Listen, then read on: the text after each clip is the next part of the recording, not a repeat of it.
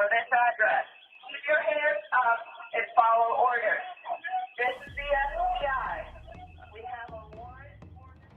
They handcuffed me and my wife out here. They wanted me to sit on the curb while they were carrying this out, something that I refused to do. They wanted my wife to sit on the curb out here, that she refused to do.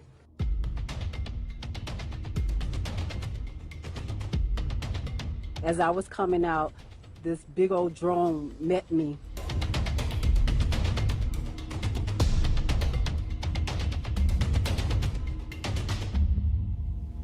The only revolutionary organization that's done something here on the ground practically for African people is the one that's come under attack. Institution that offers a community radio station, a newspaper, a commercial kitchen, an Aquaba Hall rental space, and community office for our organizers. That was the building that has come under attack.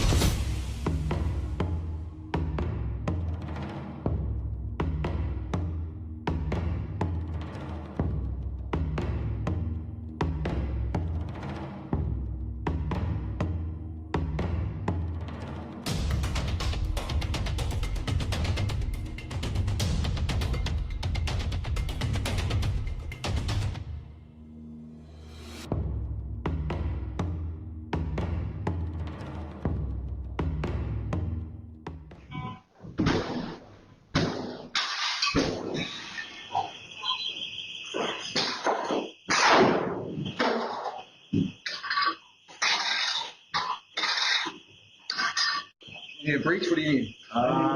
Need one. I don't know. Oh, it's all better than money. All Don't better. take it.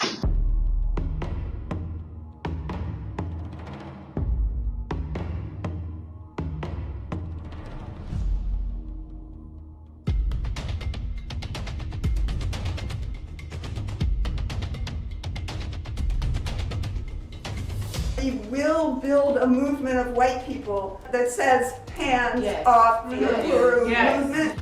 They see in the African People's Socialist Party a vanguard for the struggle for the liberation of our people. They see that because not just what we do here in the United States, but because we had the temerity to do like Garvey, to do like Malcolm X, and take the struggle of black people around the world.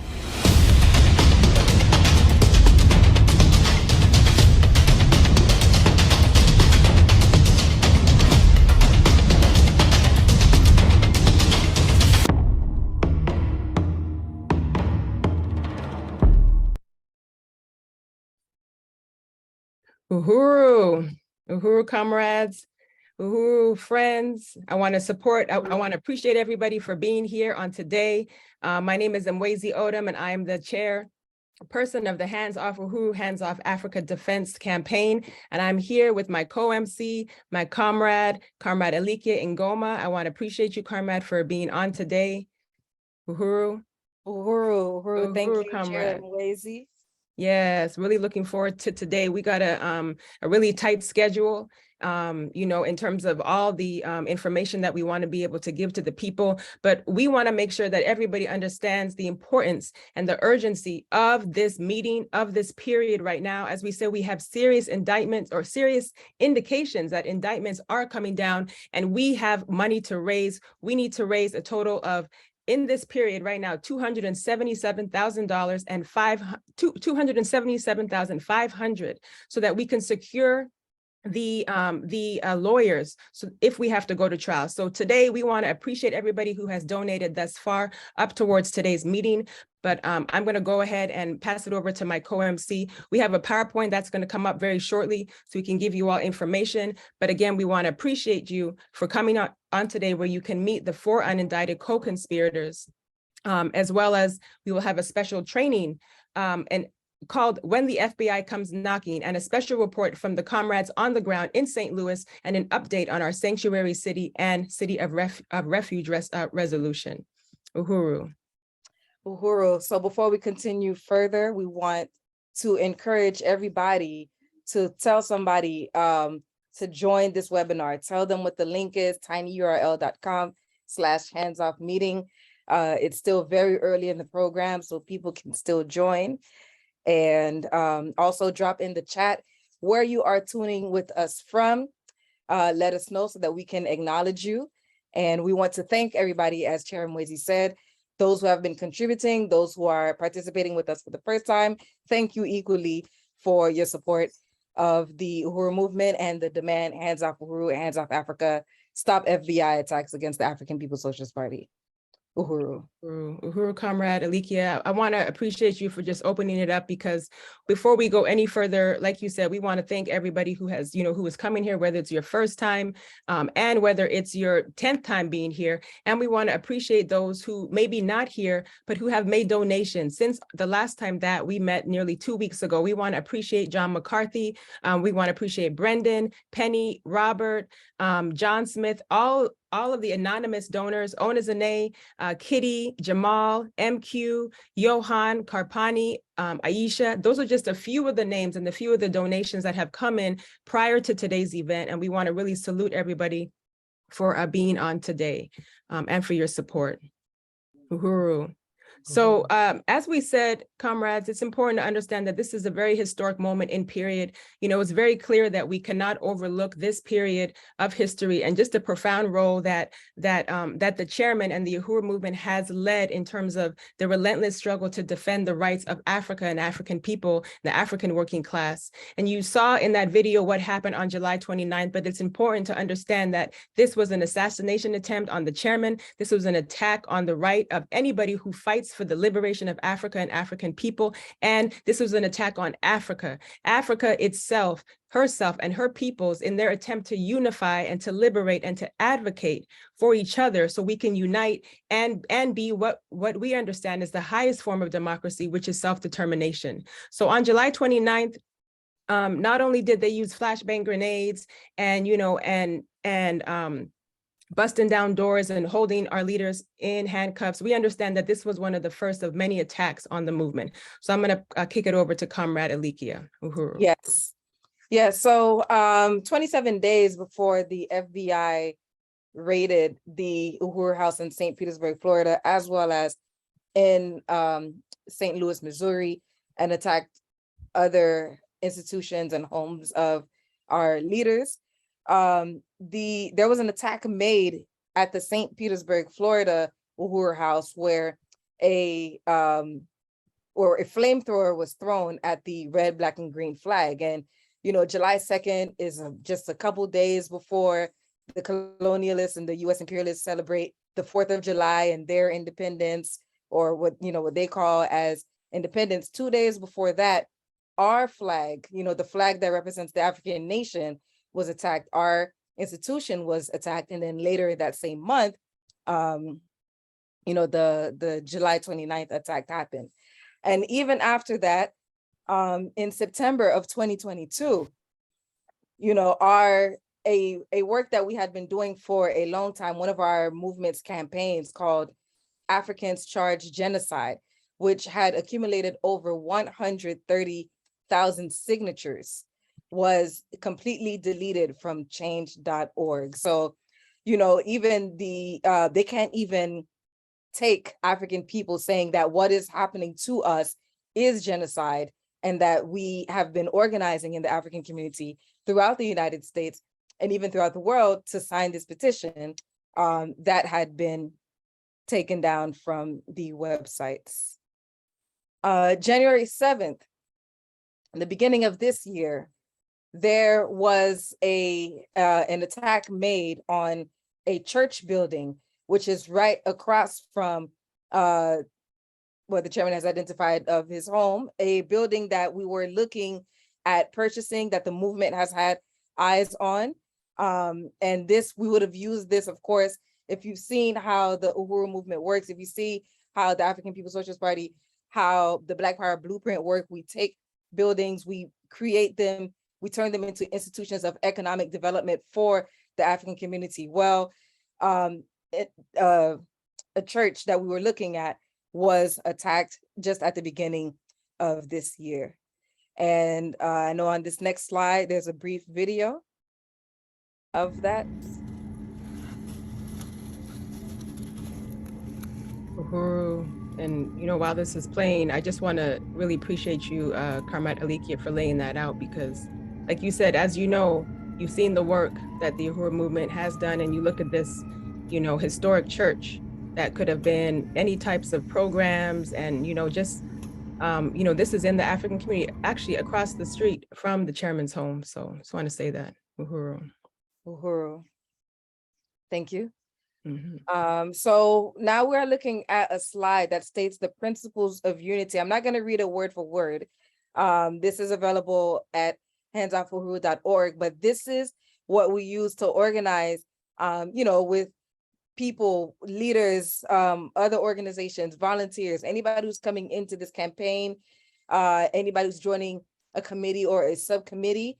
We unite with the right of African people to advocate and organize for the unification, liberation, and self-determination of Africa and African people as the main headliner of this point. And if you go to handsoffuhuru.org, you can see that it's basically to condemn the FBI for the attacks made against the Uhuru movement, and that we have the right to organize for our freedom. So I just wanted to share that. Uhuru, comrade. Yeah. So if you saw just that quick glimpse of the, numerous attacks on the African People's Socialist Party, on the fight for African people to organize for each other since from July 2nd to now, we want you to go to handsoffuhuru.org/donate, donate to the Defense Fund, donate to help us win and fight back, as we said we are going to do and we will do, but we need the resources. We have to be very serious about that in this call, because we have our leaders, and we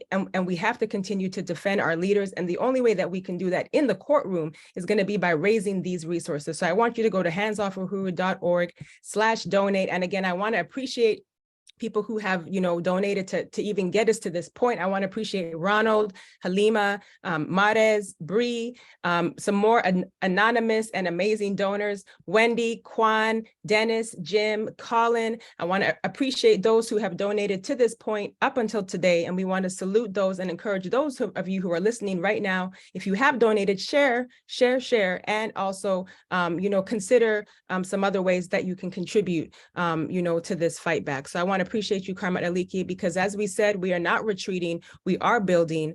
And we want to let you know that when you donate to the Hands Off Uhuru, Hands Off Africa defense, campaign, or, committee, there are many ways that you can contribute. There are many things that you can do in this fight back. And we want to encourage everybody to understand that, like we said, we are looking to raise $277,500 with your support. And so far we have raised $152,000, just over that, $494 towards this goal. And tonight we have a goal of raising $2,000 towards this goal. And we'll be talking more about how you can contribute to that later on. But in the meantime, go ahead, like we said, and start donating right now.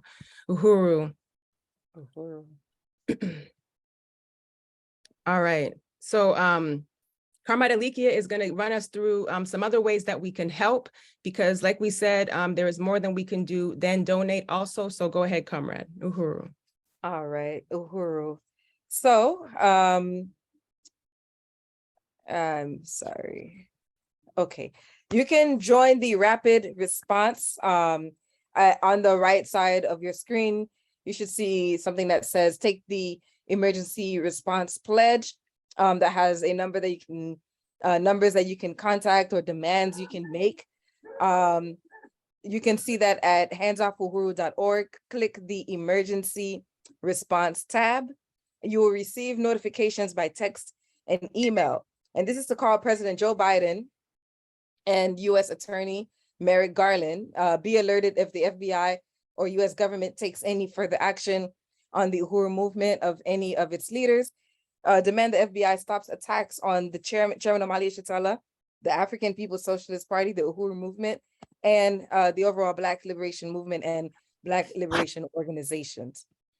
You can also donate. You can donate at handsoffuhuru.org. We will hear more about what we need for funds for directly. Chair Mwezi kind of said so earlier, but you can donate to support the work of this committee. You can donate to support the work of the defense campaign. Donate. handsoffuhuru.org/donate. You're going to hear that multiple times through today. And thank you to those who have already been donating. You can also sign the petition, handsoffuhuru.org/petition. You can help build the 2023 Hands Off Uhuru tour.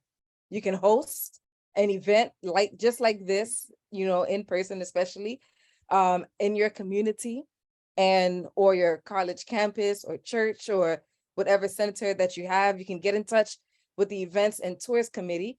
If you are interested in doing that, you can email info@uhurutours.com. You can also join a committee yourself. If you go to handsoffuhuru.org/volunteer, you will be able to see which committees and subcommittees you can join. We have committees and subcommittees available for all types of skills and expertise. You can do social media, right? You can be in the legal support staff, help build the tours, fundraiser. It's an incredible campaign, and we definitely are winning with the type of work that we're doing. You'll see more of that shortly as well. So those are the things that you can do. And in continuation, you can purchase some merch. This is another way to support the campaign. Get you Hands Off Uhuru, Hands Off Africa hoodie. As you can see, we have some of our comrades wearing the hoodie. We also see a picture of the chairman with M1 of Dead Prez or Mutulu of Dead Prez. handsoffuhuru.org/shop. We have in different colors and in different sizes. A great way to keep in touch with us, to be abreast of everything that we're doing, is to follow us on social media at Hands Off Uhuru on Facebook, Instagram, Twitter, and TikTok, Hands Off Uhuru, and you'll be notified of, what we're doing, different campaigns, whatever is being promoted, including future meetings just like this. So those are the various things that you can do. Again, handsoffuhuru.org really has everything you need to know. So Right, it really if you forget does. where to find a specific thing, just go to the website and it's all there. Uhuru. Right on, comrade Uhuru. And speaking of the website, when you go to the website, you're going to see this image right here, front page on the homepage, because we want to let you know why you should also, why you should contribute to the legal fund and what your support has done so far. So we want to, tell you that and thank you again, everybody who has donated so far. And we want to remind you that when you donate to the Hands Off Uhuru, Hands Off Africa Defense Campaign, you have already made a huge impact. This has, been a tremendous time, and we want to thank the organizations and those who have endorsed this campaign. And you can also do that by going to handsoffuhuru.org, as mentioned by Karmat Alikia. We also want to tell you that your contributions, they have funded the planning of demonstrations and marches in Washington, D.C., as well as other cities in London and in South Africa, Occupy Tanzania as well. And that, including a US-wide Martin Luther King Day of actions where we saw demonstrations in New Jersey, Chicago, St. Louis, San Diego, Namibia, among other places. When you fund the Hands Off Uhuru, defense campaign, your support helps to organize, speaking tours throughout the U.S., webinars, and hundreds of attendees from throughout the world. It also helps with constant events and other events that are taking place online and on the ground. And we want to take a moment to appreciate everybody, because again, your contributions help to fuel a nonstop press tour with the Chairman Omali Yeshitela and other members of our movement, on this international media outlets. We want to appreciate specifically the producers of the of the Kim Iverson show, as well as Collin and Reed, who, did a really great, interview recently with Director Akile, and also Rock Newman on his first online show, Rock Newman 2.0, where the chairman was also featured. And a special thank you to M1 of Dead Prez for spreading the word about the July 29th attacks. You can see this post that has lit up on his Instagram page, and we want to thank him for the support of the Uhuru movement in this fight back. So as we said, comrades, we are not retreating. As the chairman has said, we are not retreating, we are building. And as we said, we are going to put the state on trial. So let's go ahead and do that. And we're going to move into our next section, Uhuru.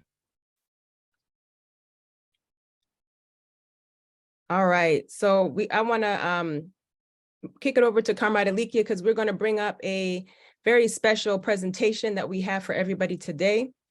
Uhuru. Uhuru. Yes. So we have a cultural piece by a sister, comrade, Sister Sheila Silva. She is an African woman living in Germany. She's born in Brazil, and she's a volunteer with the Burning Spear newspaper and the Hands Off Uhuru, Hands Off Africa public relations team. She composed a poem titled Insurgency shortly after the FBI raids against the Uhuru movement on July 29th. And it was published in a subsequent issue of The Spear. So that's also, you know, to say that you can bring your talents to this committee as well. Uhuru, Sister Sheila. Uhuru. Uhuru. Uhuru. Thank you for inviting me. I'm really happy to be with you. And my message is this attack on Uhuru, it's an attack on me. Through Uhuru, I could understand my identity. I could understand I'm an African woman, and I could understand that I have to fight with my African brothers and sisters to liberate our situation from this colonial mode of production. Yes, thank you. Yes. Uhuru. Right on, Sister Sheila. It's good to see you, and we want to appreciate you. And like you said, an attack on the Uhuru movement is an attack on you. It's an attack on me. Touch one, touch all. Uhuru. Yes. All right, so we're going to play your video. Okay. Insurgents is our spoken words, our scholars, freedom fighters sit in storm oil. The regular folks who speak up and out. Insurgents is the culture we create everywhere on this planet, the same one that you quickly appropriate. Locks, jazz, blues, and rock and roll. Hip hop, samba, and carnival.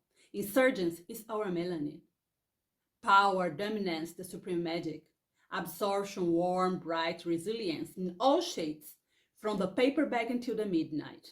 We comprehend and feel in our bodies and souls that we are part of one African nation, prisoners of a declared anti-African worldwide war.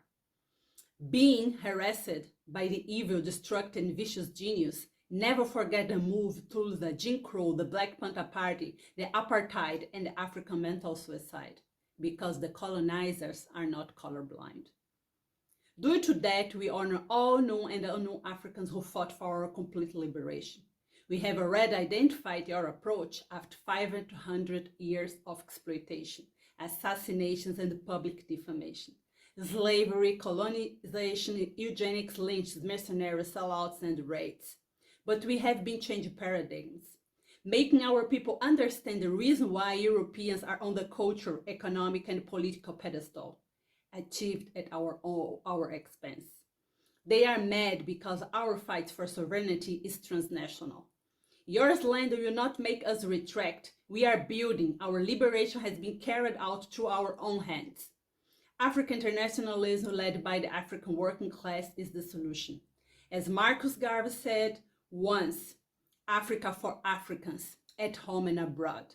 Hands off Uhuru, hands off Africa. This is my message for you. Uhuru. Uhuru. Hands off Uhuru. Hands off Africa. Uhuru, Sister Sheila. Want to really appreciate you, comrade. And like you said, it's an attack on all of us. And I just want to, before we move forward, I want to appreciate some of our donors that have already donated in today's webinar. I want to appreciate Elizabeth for your $100 donation. And I want to appreciate Penny for your $50 donation.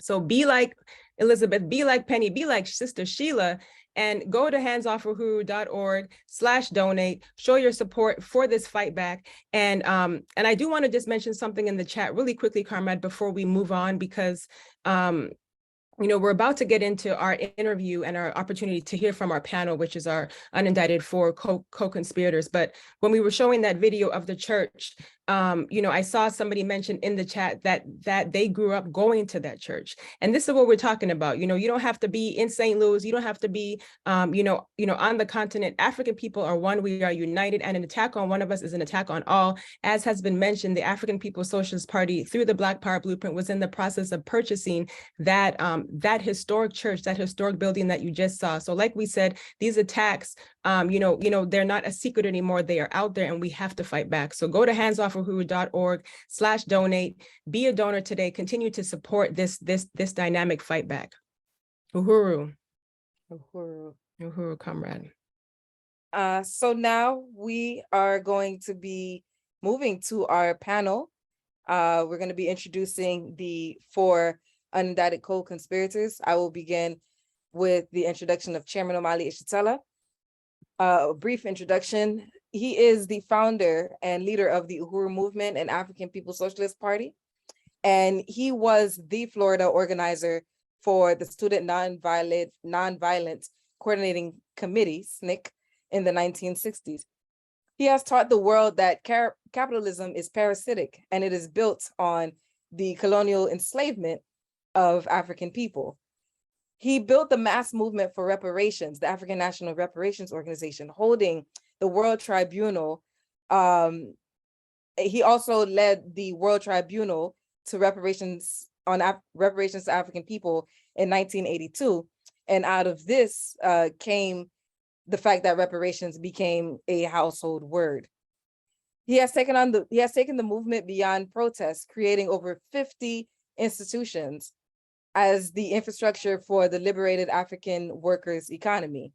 He is the author of many books, including his most recent book and report to the 7th Congress of the African People's Socialist Party, titled Vanguard, The Advanced Detachment of the African Revolution. The chairman provides leadership for the world's anti-colonial revolutionary struggle. He is the chairman of the African People's Socialist Party and the chairman of the African Socialist International, and also the leader of the African nation, leader of the worldwide revolution that's being made right now, Uhuru, Chairman Omali Yeshitela. That's the introduction for him. I'm sorry. Uhuru. And Uhuru, Chairman. And we're gonna just introduce our whole panel. So we want to appreciate you, Chairman, for being here. And I'm gonna also give a very brief introduction to our next panelist. This is Director Akile Anayi, a 26-year-old editor of the Burning Spear newspaper and director of the African People's Socialist Party Media and Communications work, and a former St. Louis, Petersburg, Florida City Council candidate and featured in Ebony magazine as the Millennial of Change. So I want to appreciate you also for coming on. Uhuru, Chairman. Uhuru, comrade. Uhuru, Chairman. Uhuru.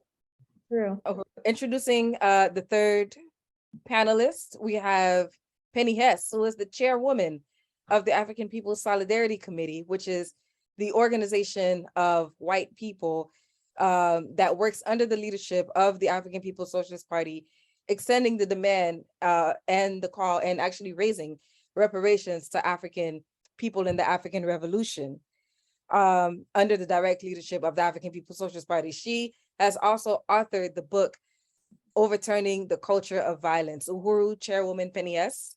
Uhuru, it is an honor to be here, and Uhuru, Chairman Omali Yeshitela. Uhuru. And I also wanted, lastly but not least, welcome on Comrade Jesse Neville. Jesse Neville is the chair of the Uhuru Solidarity Movement and a former mayoral candidate in St. Petersburg, Florida. He is the organizer of campaigns for white reparations to the African community under the leadership of the African People's Socialist Party. And we want to salute our fierce comrade, Jesse Neville, as well. Uhuru. Uhuru, thank you. It's an honor to be here as well.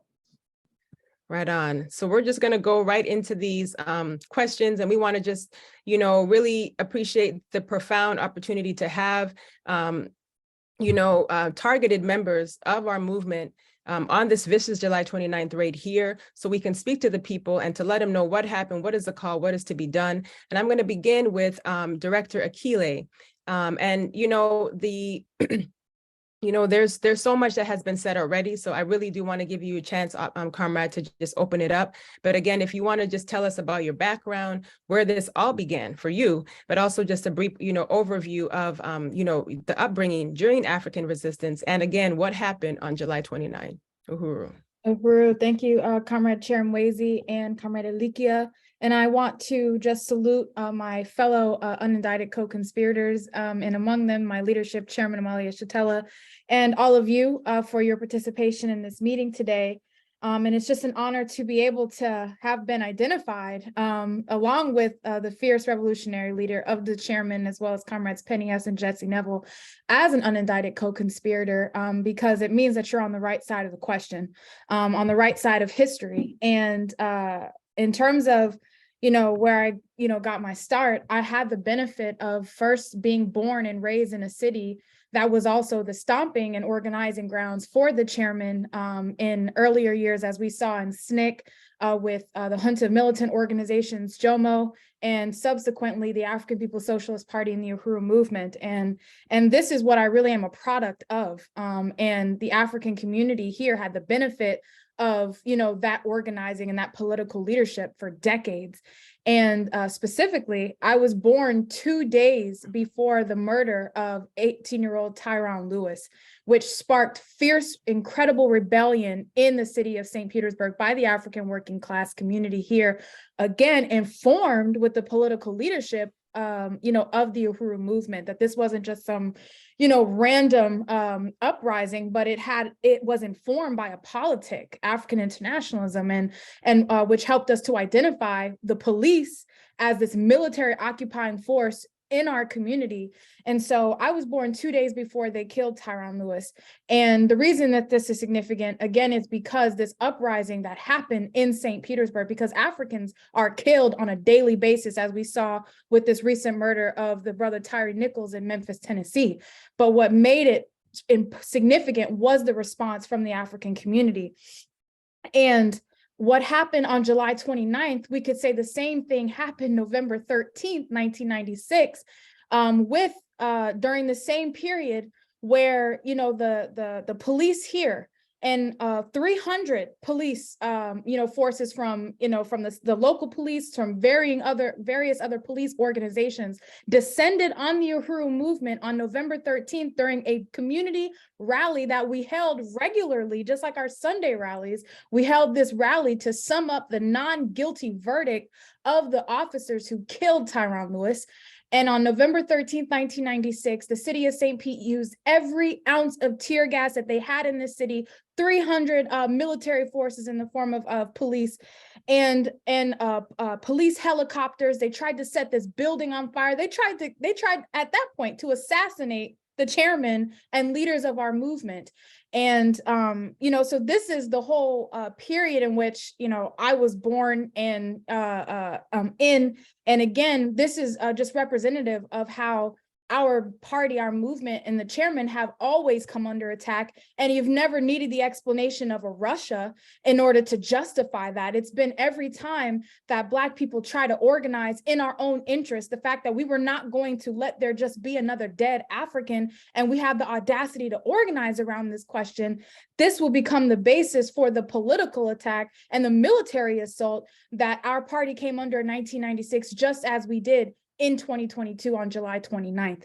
And, just more that I could say about, coming up and how I'm in this position today. I also had the benefit of my father, who grew up around and in the Uhuru movement since he was 12 years old. And so there was a natural introduction into this movement. I was performing and volunteering, doing culture work, just like Comrade Sheila did at the age of 14 at our community rallies and events that the Uhuru movement was conducting. And I joined the party when I was 18 years old, following my graduation from high school.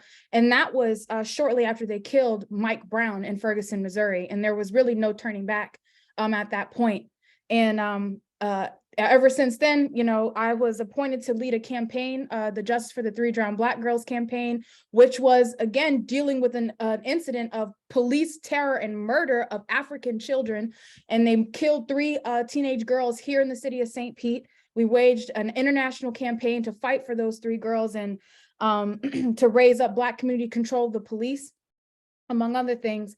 And then we ran for office. I ran for office in 2017 and 2019, putting reparations and anti-gentrification and Black community control of the police on the ballot. And these are some of the things that they're citing as part of the Russian plot, being made through the Uhuru movement, that the party and the chairman didn't say, we're going to use the electoral arena, to forward this agenda. They've accused these campaigns of being of some kind of Russian influence. So, but this is, how I'm here today as serving as the director of our media and communications for the Uhuru movement. And on July 29th, just as they did in St. Louis, Missouri at 5 o'clock in the morning, at 6 a.m. on my side on the East Coast, they came, they used the local police to lure me out of my home. They told me my car had been broken into, told me to come check my car to see if anything had been stolen. And at that time I was being surrounded by FBI agents, and they, in full gear. They had assault rifles, and they told me to hand over my, my materials, and they started raiding my car. So that's what happened, here on the city of St. Pete. At the same time, they were raiding the Uhuru house here and the chairman's home in St. Pete as well.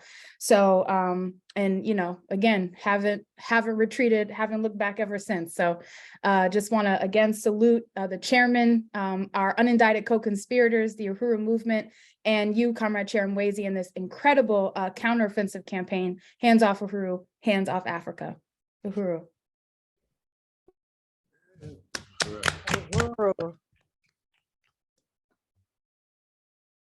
Okay. Oh, and Chairman Wasey, you're muted. Okay. I was doing the chant all by myself. Hands off Uhuru. Hands off Africa. Uhuru, comrades. Well, what you missed me saying was just really appreciating you, Comrade Director Akile, because 10 minutes or however much you spoke can't sum it up.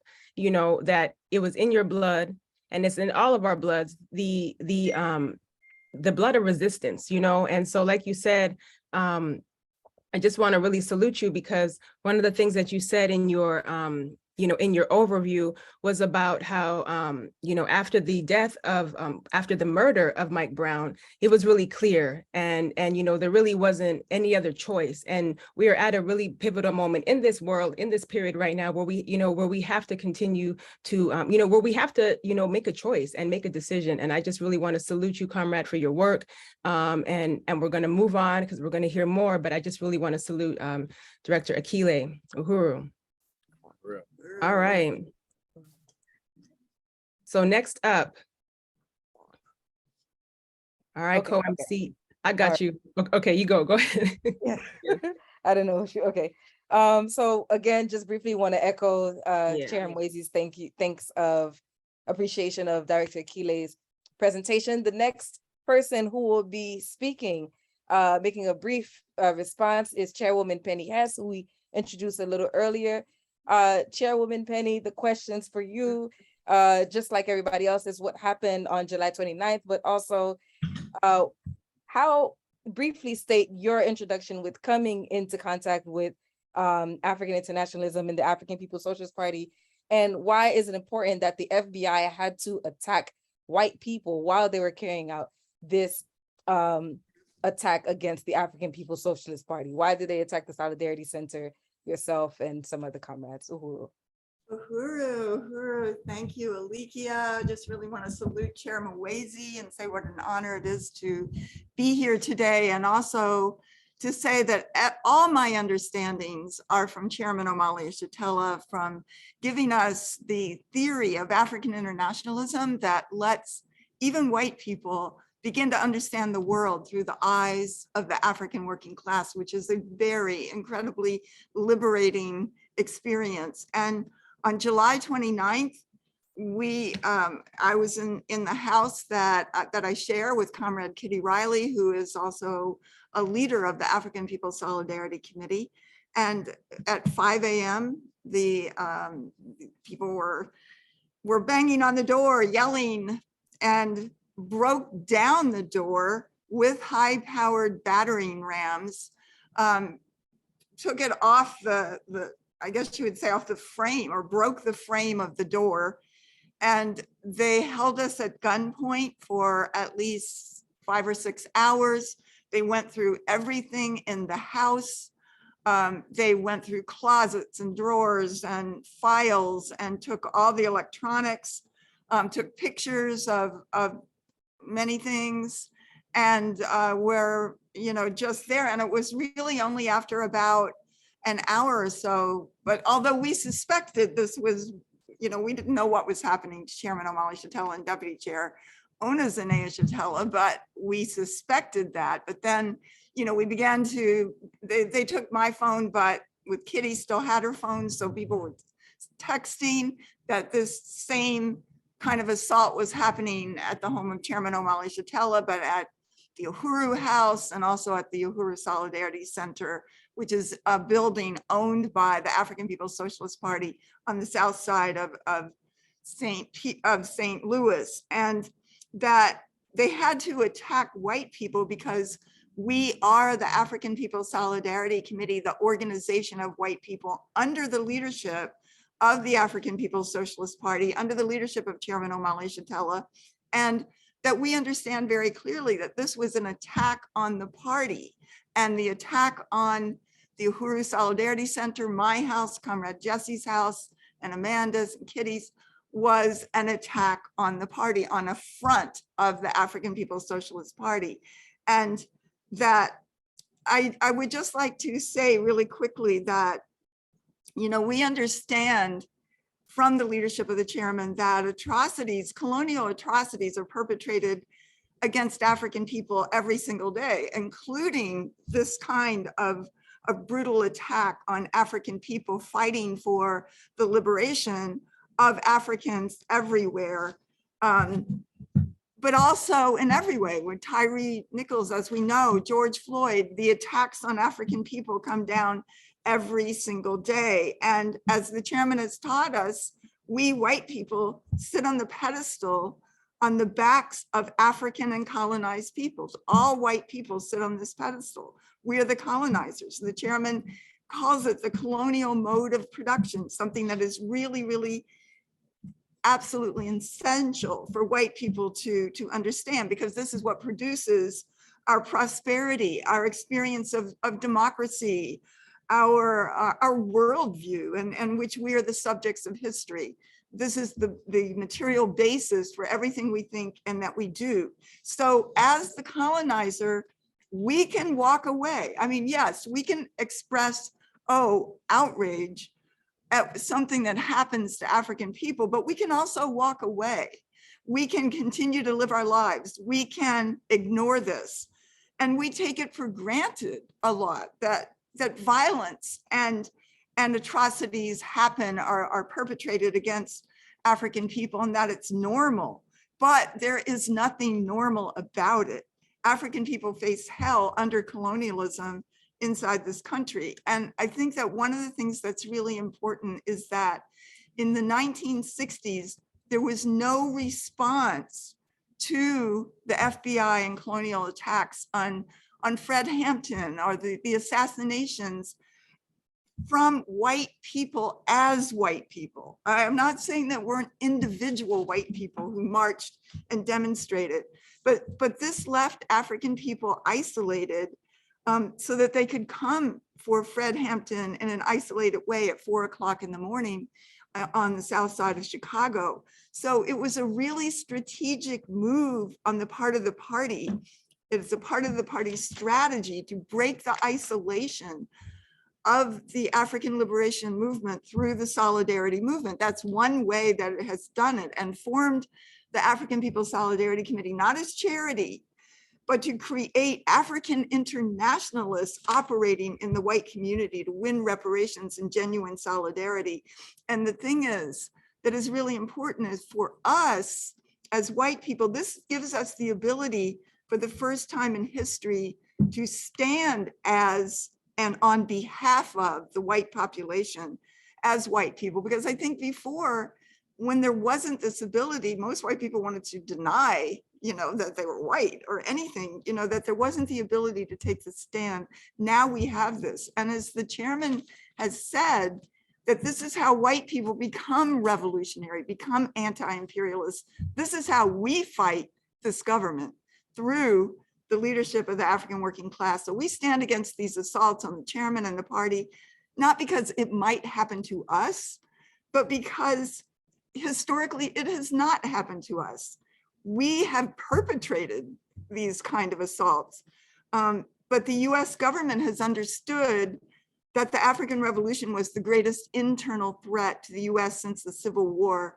And in that way, the government recognizes the colonial mode of production more than maybe the white left. And the chairman says, African workers must lead because the colonial question is in the class question is in the colonial question.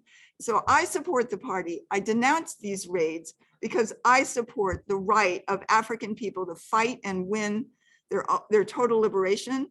And I also fight for my right to organize for reparations to African people, and that the leadership of the party, the African Revolution, is how I can fight this vicious system, imperialism, colonialism, parasitic capitalism, and be part of a future of this planet led by the liberation of African and colonized peoples everywhere. So hands off Uhuru. Hands off Africa. Uhuru, just want to really appreciate you, Comrade Penny Hess, Chairwoman of the African People's Solidarity Committee, for that statement.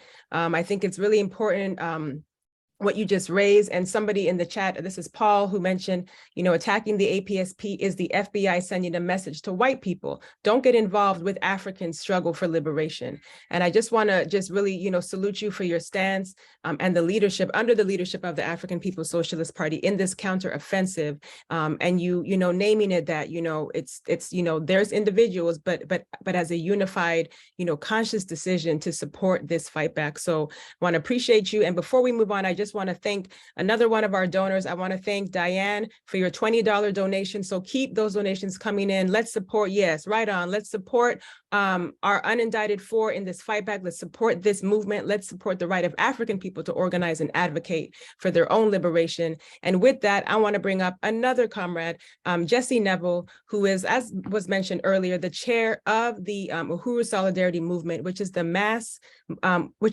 organization under the African People's Solidarity Committee. And I want to just appreciate you, because as I mentioned in your introduction, that you too were a candidate, a mayoral candidate in the city of St. Pete, Florida, and you continue to organize in the white community for African, for the African community for reparations. So Comrade Jesse Neville, tell us the significance of the Uhuru Solidarity Center in South St. Louis, and why white people should join the Uhuru Solidarity Movement fight back. And again, what happened on July 29th? Uhuru.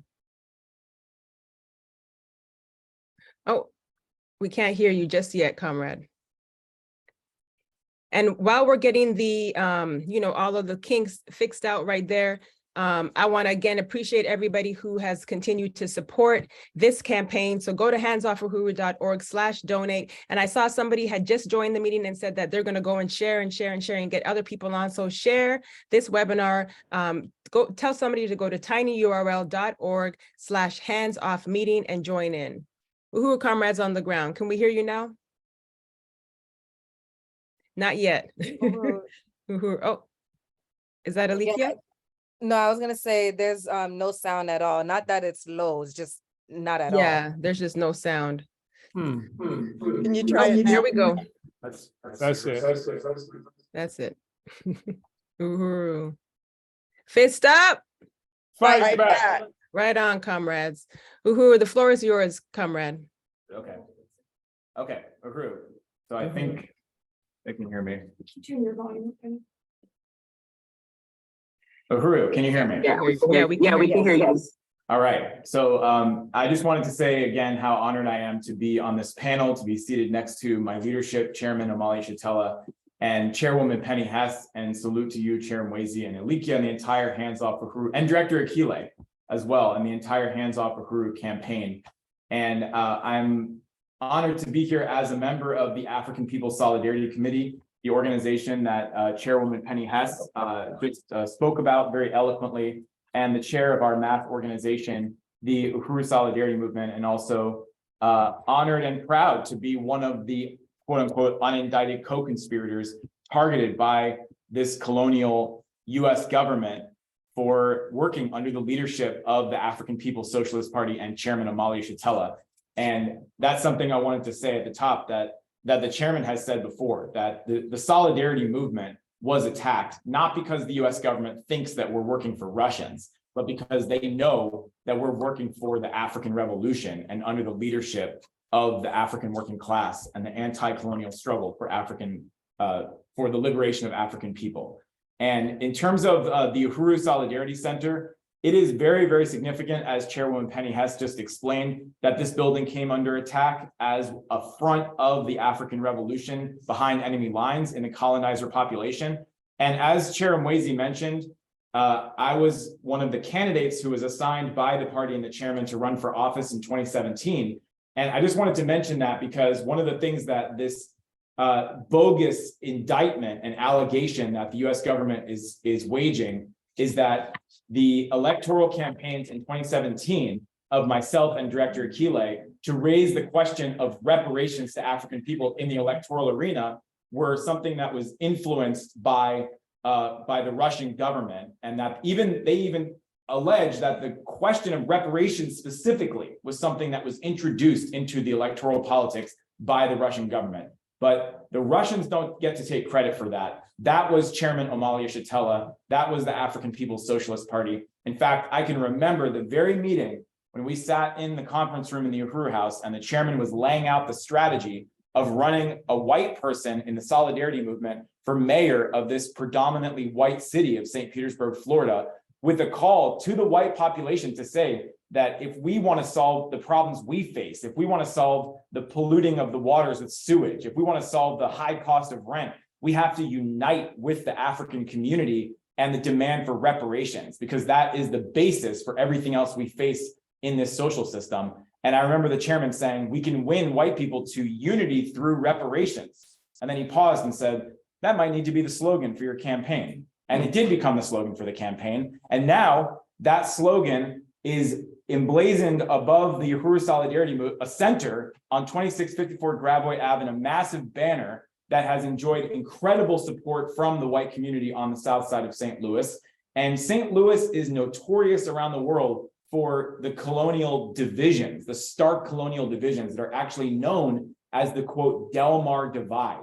And it is a testament to the brilliant strategy of the African People's Socialist Party and the chairman that on both sides of the Delmar Divide, the FBI had to deploy their forces to attack the African Revolution. On the north side in the African community and in the south side in the white community, to attack a building whose banner, again, whose slogan is unity through reparations to African people. So I just am very honored to be a part of this movement. I want to call on white people to join this campaign, to donate, to fund the legal defense, to push back against this vicious counterinsurgency assault on the righteous struggle of African people to organize and win their liberation.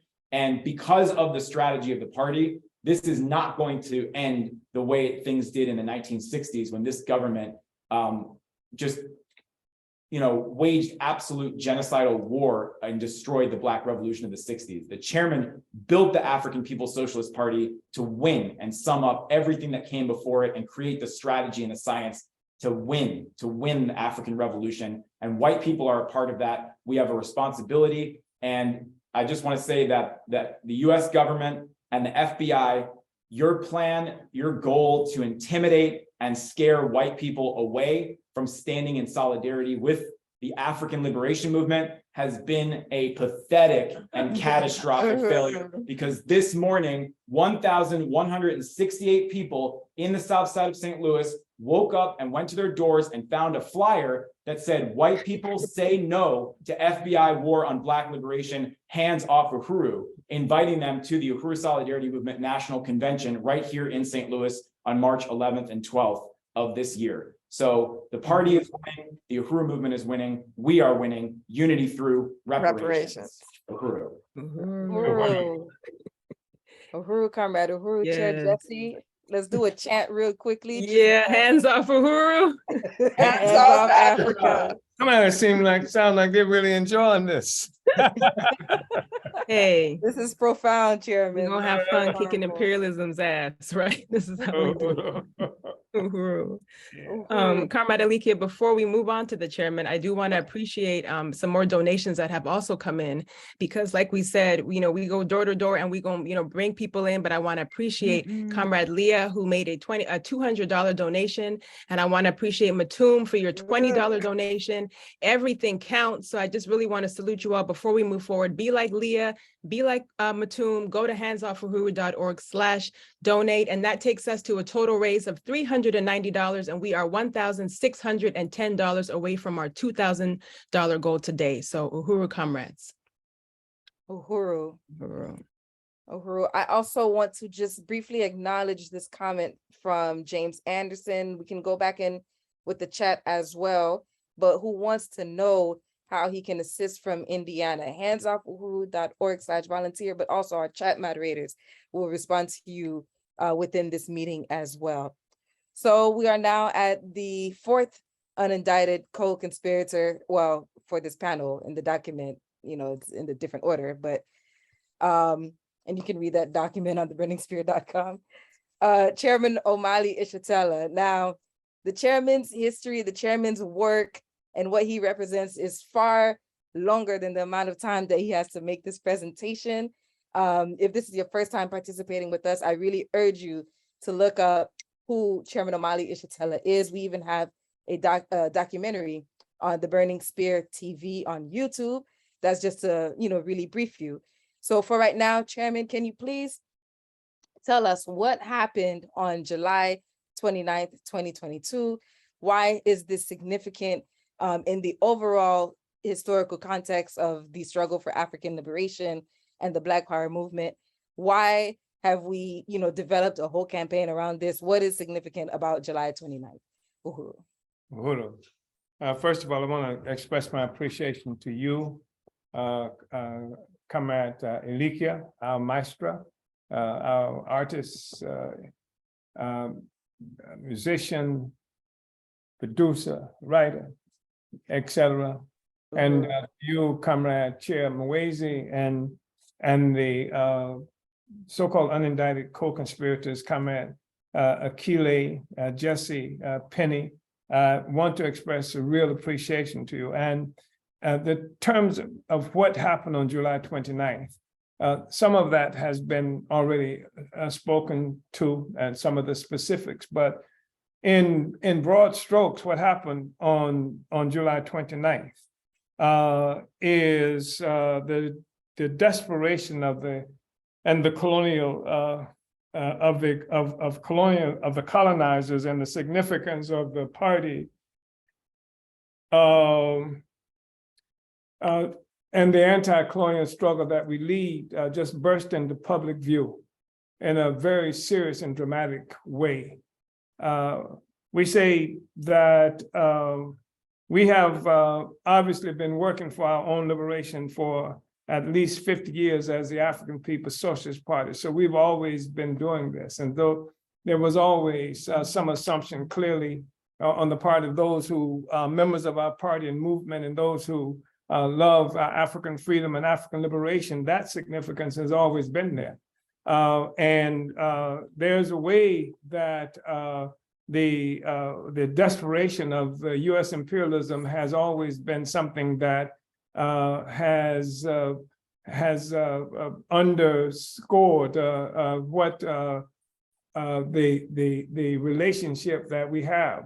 Because if you have a system that is based on the oppression of peoples, the theft of their resources, the theft of their lives, the theft of their dignity, the theft of their genius, etc. If you have that kind of system, the theft of their future, having already predetermined that people will not have a future, that they are going to be in prison, that they are going to be shot down, that they are going to be slandered, that they always risk their lives when they try to stand up for themselves and their children, etc. When you have that kind of system, then you have a situation that breeds desperation from the part of the colonizers, because desperation in many ways for the colonized would definitely result in desperation from those who are responsible for colonizing us. The people always want to fight back.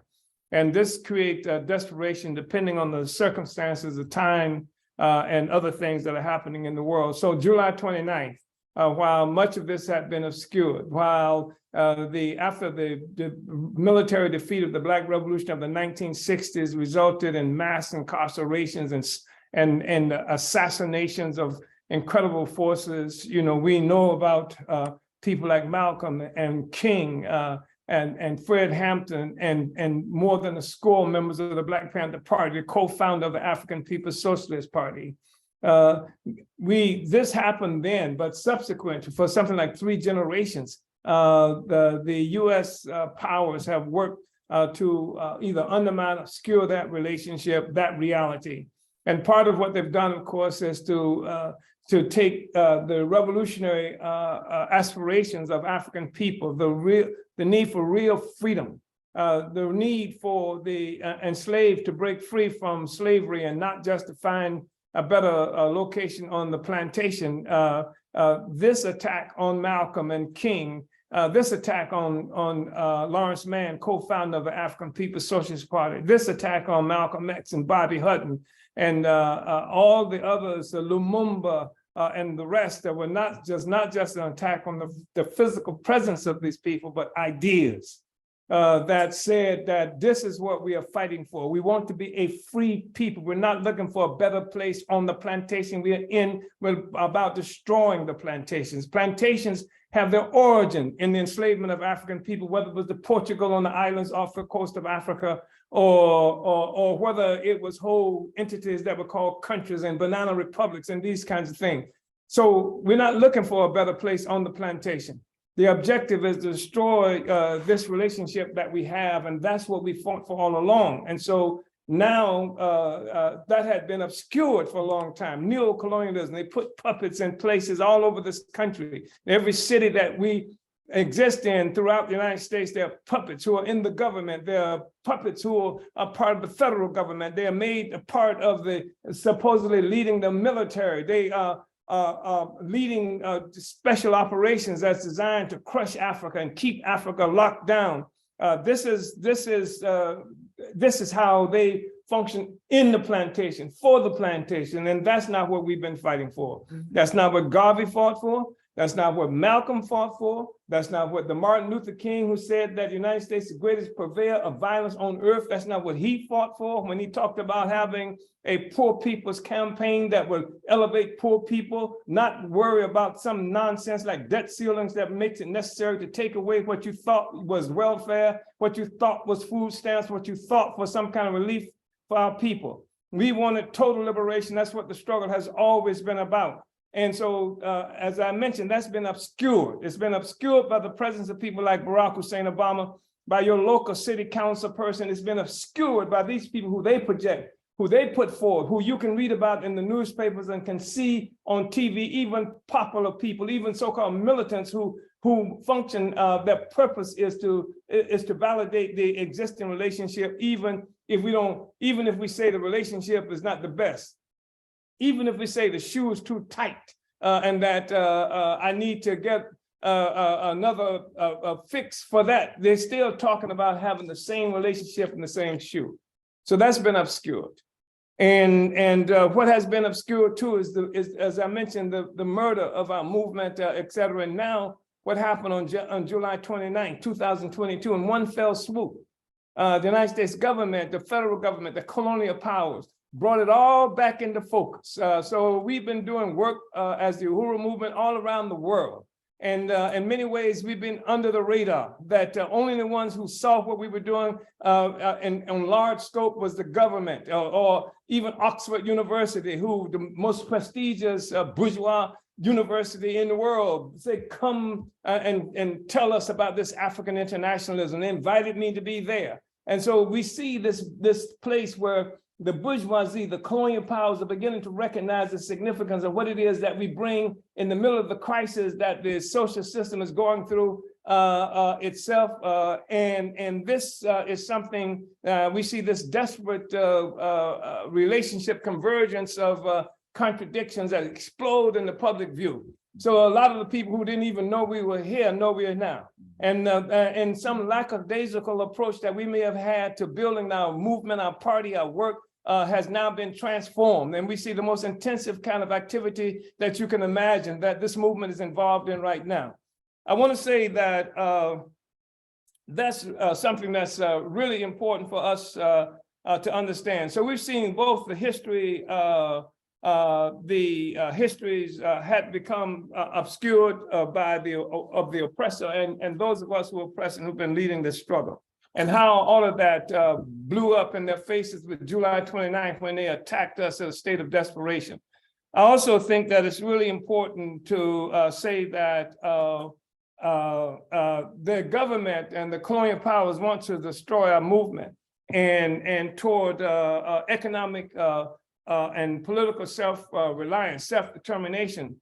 So they attacked the party, they attacked the revolutionary leadership of this movement, the revolutionary leadership that has brought the colonial question back into full view after everything they've done, the 3 million people they killed in Indonesia who were involved in that struggle, the attack that they made on the revolutionary Sobukwe and Lumumba and Nkrumah and forces all around the world. After all of that, then here comes the African People's Socialist Party. So they want to destroy this movement toward economic and political self-determination, self-reliance. And so the party has been leading this movement, taking this whole struggle of African oppressed people and colonized people, resurrecting the anti-colonial struggle and developing an understanding of it.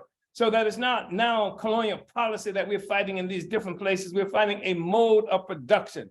This was something that was obviously inherent in the need that was seen in 1966 with the Tricontinental Conference that was held in Cuba with hundreds of people attending that, colonial peoples from all around the country. This was something that people recognized. It was inferred that all of us who are in Africa and Asia and Latin America, we were colonized, and we felt a need to pull together some kind of collective organization to deal with that. And the reason that was something that had to be done because we were not dealing with just policies against Cuba, policies against Algeria, policies against Kenya, policies against Black people in Mississippi. We were looking at a mode of production that connected us all involved in the same struggle. And if there was anything that was missing in that, it was white people. In the sense that white people were not recognizing this mode of production that connected them to the rest of the world. And they saw their issues as a white woman's issue, a white homosexual issue, a white workers issue, and they were able to see two movements, two struggles. One, the white people movement, and then the African people movement or the Mexican people movement, et cetera. Well, we're saying that we are looking at a colonial mode of production that connects us all, Mexicans, Africans, and white people are connected as colonizers who get everything they get, their resources, their livelihood, and everything else come as the consequence of what's taken from the colonized. And when you look at the reality of how this whole thing came together, you see that Africa was central to it. This is where the whole thing began with the assault on Africa some 600 years ago. That is to say, this colonial mode of production that we are dealing with that connected the world into a single world economy. That's what we're fighting against. And that's the significance of the African People's Solidarity Movement Committee and the Uhuru Solidarity Movement. And so this attack on us was an attack on the leadership of this anti-colonial movement. And the fact is that the thing that really defines this colonial mode of production, this relationship, is parasitism. It means that you have to debilitate, you have to destroy the ability of the oppressed, the colonized, to feed, clothe, and house itself, make it what they characterize as dependent, where the real dependency, of course, is among the colonizers. They can't live, they can't survive without what they steal from Black people, from the people in Latin America and Asia and Africa and the rest of it. Their existence requires that. And so this is a thing that now we have given these white people an opportunity to join the rest of the world and to be self-conscious of your relationship to this world. It is not as some kind of separate thing over here where you can be generous and help the poor Black people or the poor Mexicans, etc. You be sympathetic with what is characterized as our struggle. Everything that you see as a problem in your lives, whether it is oppression, exploitation of homosexuals, workers, or what have you, is a consequence of this relationship, this parasitic relationship, this mode of production that we identify as the colonial mode of production. So what has happened with the existence of African People's Solidarity Committee, the Uhuru Solidarity Movement, part of the same force under the leadership of the party, in fact, function as an extension of the party into the North American communities, is that we've allowed for the colonizers, sectors of the colonizers who want to get on the right side of history to do so. There's an organizational capacity for you to do that, to join with and to provide the kinds of resources that make this viable. We're not talking about parallel organization. We're not talking about two parallel movements where the white people help the Black people sometime because you got most. We're talking about a single movement led by the colonized and led by the African People's Socialist Party, the African working class. That's the source of your liberation. That's the thing that African People's Solidarity Committee and the Uhuru Solidarity Movement is a part of. So I think it's really, this is really important for us to understand. And I'm talking about, the things that's been said. I want to say also, like what you heard from Comrade Akile from the beginning of her presentation. She was born, 2 days before or after the time. Yeah, and then she is there when the rebellion happens, responding to 1996 when they attacked us. I mean, her father was there, trying to deal with that crisis, etc. I mean, she was born into the contradiction. What the hell are they talking about Russians? She was born. There's everything in her life has introduced. She takes over an organization that has to deal with when she's 18 years old. The police drowning of 3 Black girls, murdering them. The Russians had nothing to do with that. Life has something to do with that. And I think that's really important. That's the point that we want to make. We want you to help us make that point.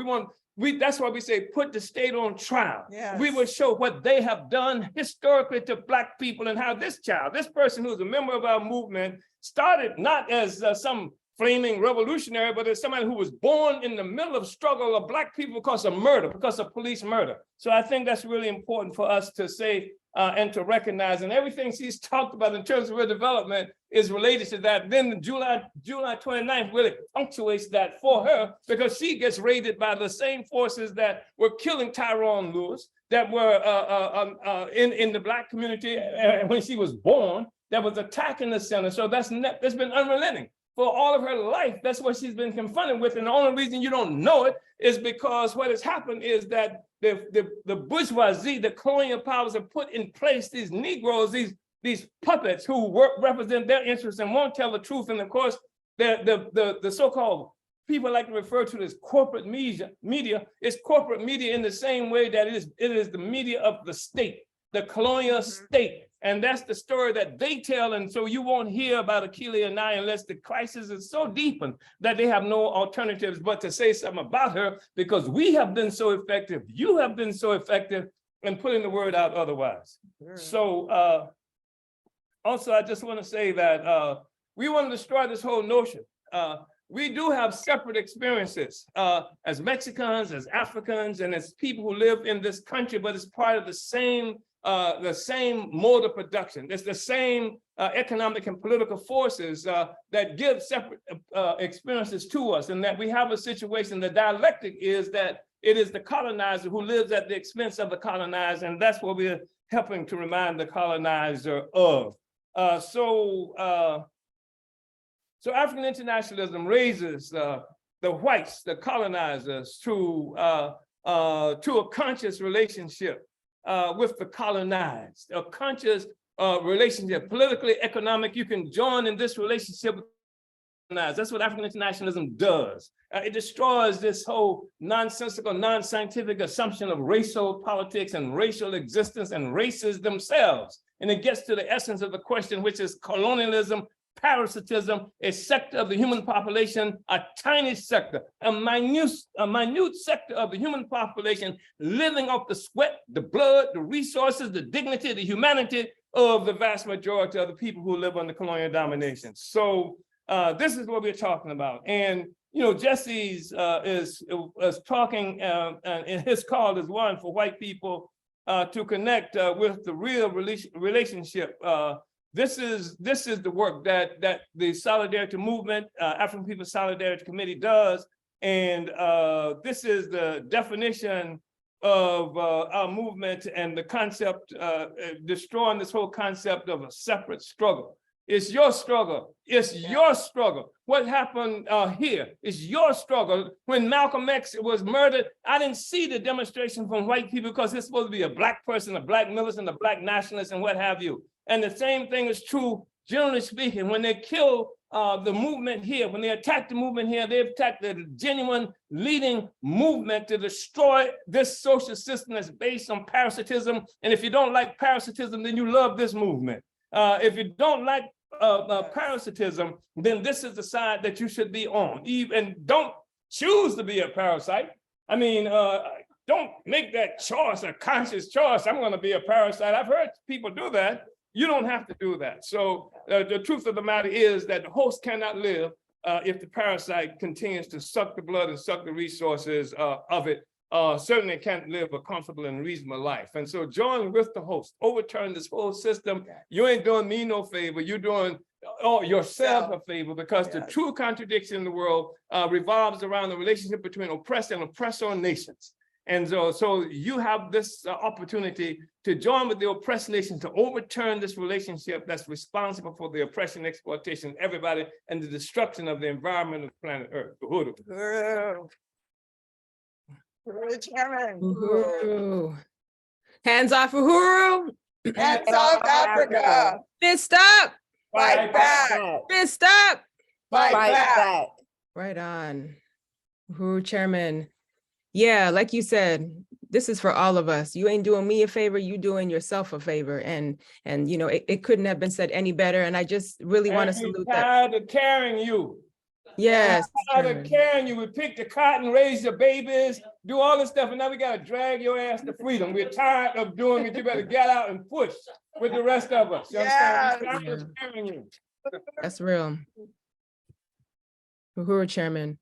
Yeah, this is a very serious, time. And I just want to really, I don't take that lightly, and we shouldn't take that lightly, what the chairman just said as well. So Uhuru, comrades, and speaking of people and our supporters who are taking this seriously, as we all are, I want to appreciate a donation that came in, Chairman, while you were giving your presentation by Oronde, a $100 donation. So salute to you. Thank you, Oronde. I want to thank Paul for your $50 donation as well. So that takes us up to $540 raised, and we are just kicking things off. So we have 1,460 left to raise during this webinar, and let's make that goal today. And I want to remind people you can donate too by going to handsoffuhuru.org/donate.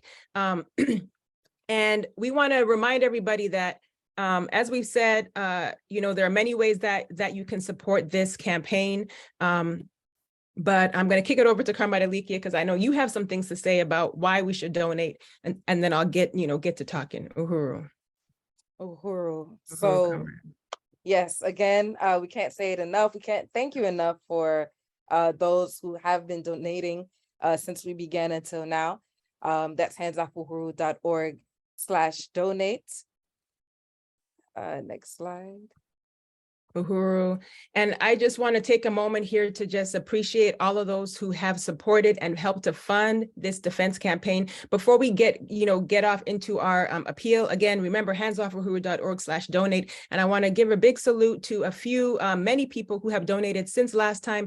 Denzel for your $100 donation. Aronde again, Matsamela, Chimarenga, Sanga, Alfred, Elizabeth, Penny, Stephanie. I want to thank Dennis, Jim, Collin, Emmanuel, Nathan, Peter, Elise. The list goes on, and I will continue to read because I do really want to appreciate these individuals. I want to thank Mensa. I want to thank Brendan, an anonymous donor, Wendy, Kat, Emmanuel, Leah, MQ, John, Aaron, Kim, and Shabaka, and another Shabaka, and another Leah, and another anonymous, and just many anonymous donors. And, you know, I just really want to salute everybody who helped to fund this campaign where we are. But like we said, donate to the Legal Defense Fund, because we can win this, comrades. We can beat them, and we can turn this whole thing around and make this thing go down in history. Not because, you know, not because they locked up another African revolutionary leader, but because this time they were stopped dead in their tracks by the people rising up, saying no, saying hands off. And, you know, we're not going to sit by and watch them add the chairman, you know, or, you know, others to this long list of political prisoners that are already for so long, you know, along names of like Mumia Abu Jamal, Leonard Peltier, Elamin Jamil Abdullah, Rochelle, Sink Maggie, and I did not say that correctly, Ed Poindexter, and so many more. And, you know, the Hands Off Uhuru, you know, we have a fiscal sponsor called the Open Collective Foundation. It's a 501c3.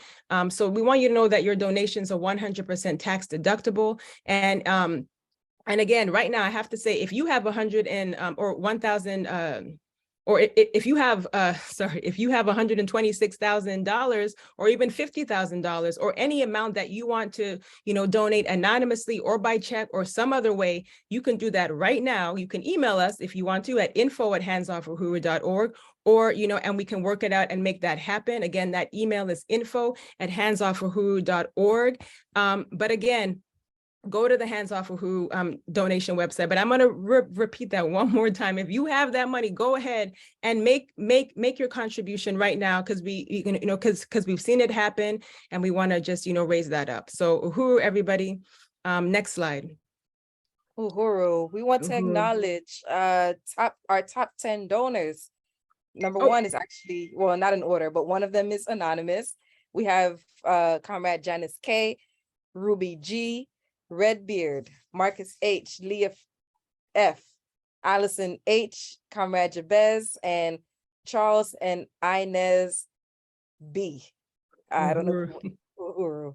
Yeah, I really want to just appreciate, you know, we can't overstate the amount of importance and significance of these top 10 donors here that you see here. And you can, you know, continue to be them, or, you know, be like our top 10 donors. But we also want to go back and thank our monthly sustainers, because another way that you can contribute to this fight back is through a monthly contribution of any amount.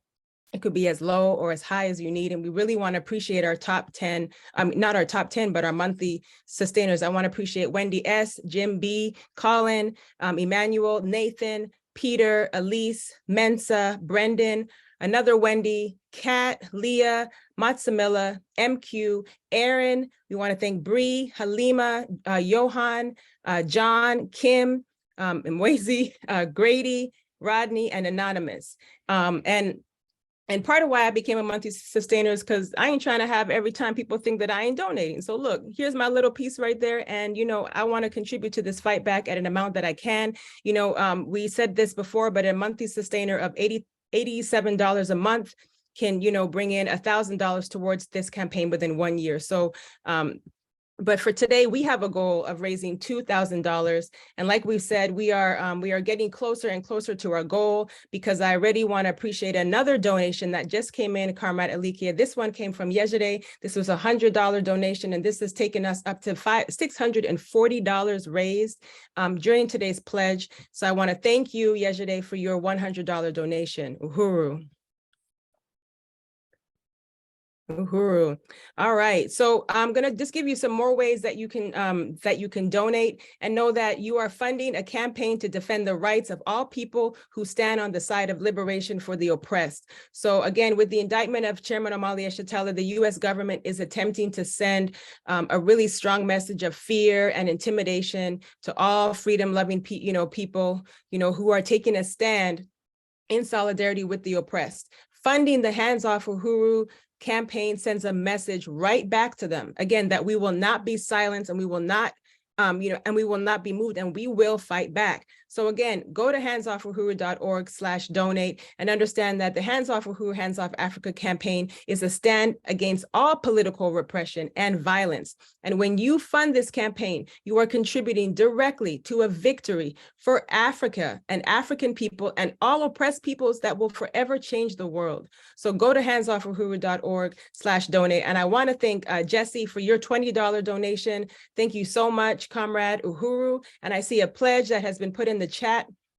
And we want to thank you because I know that that will also become a reality soon. So I just want to really salute some of the donations that have come in so far.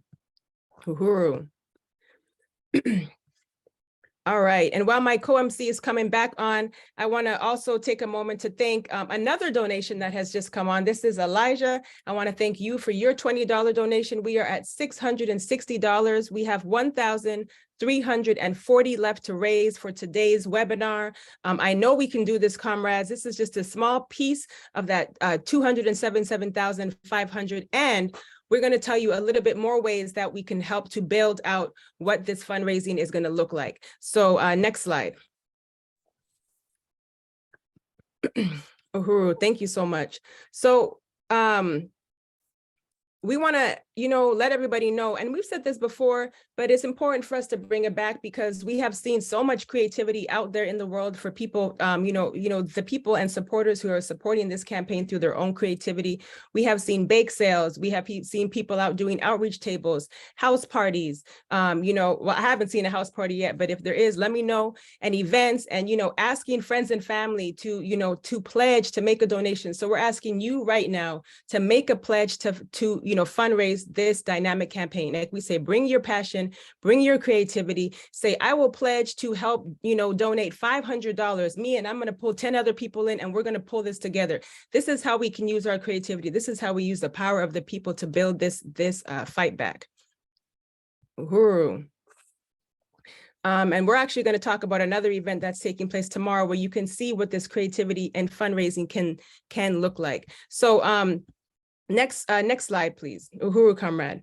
So we have a poll that and I really want to appreciate our chat moderators and our Zoom technicians who are, working overdrive to make sure that you have all the information.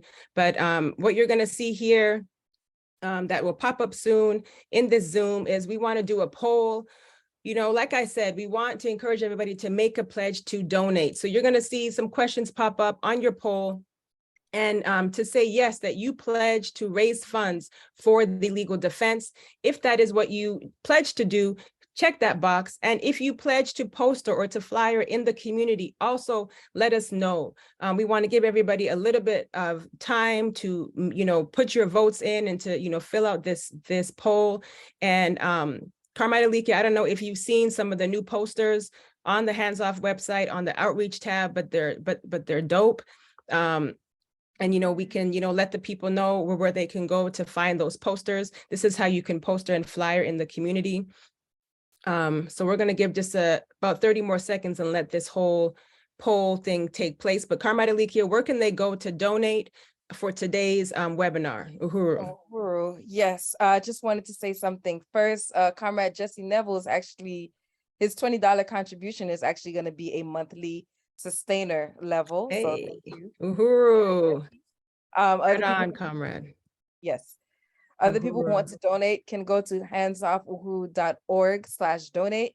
And in terms of the posters and other outreach material, you can go to handsoffuhuru.org/outreach, or if you go to handsoffuhuru.org and you click take action, it will take you to the same link, handsoffuhuru.org/outreach, to download PDFs and different graphics and the things that you will be doing outreach with.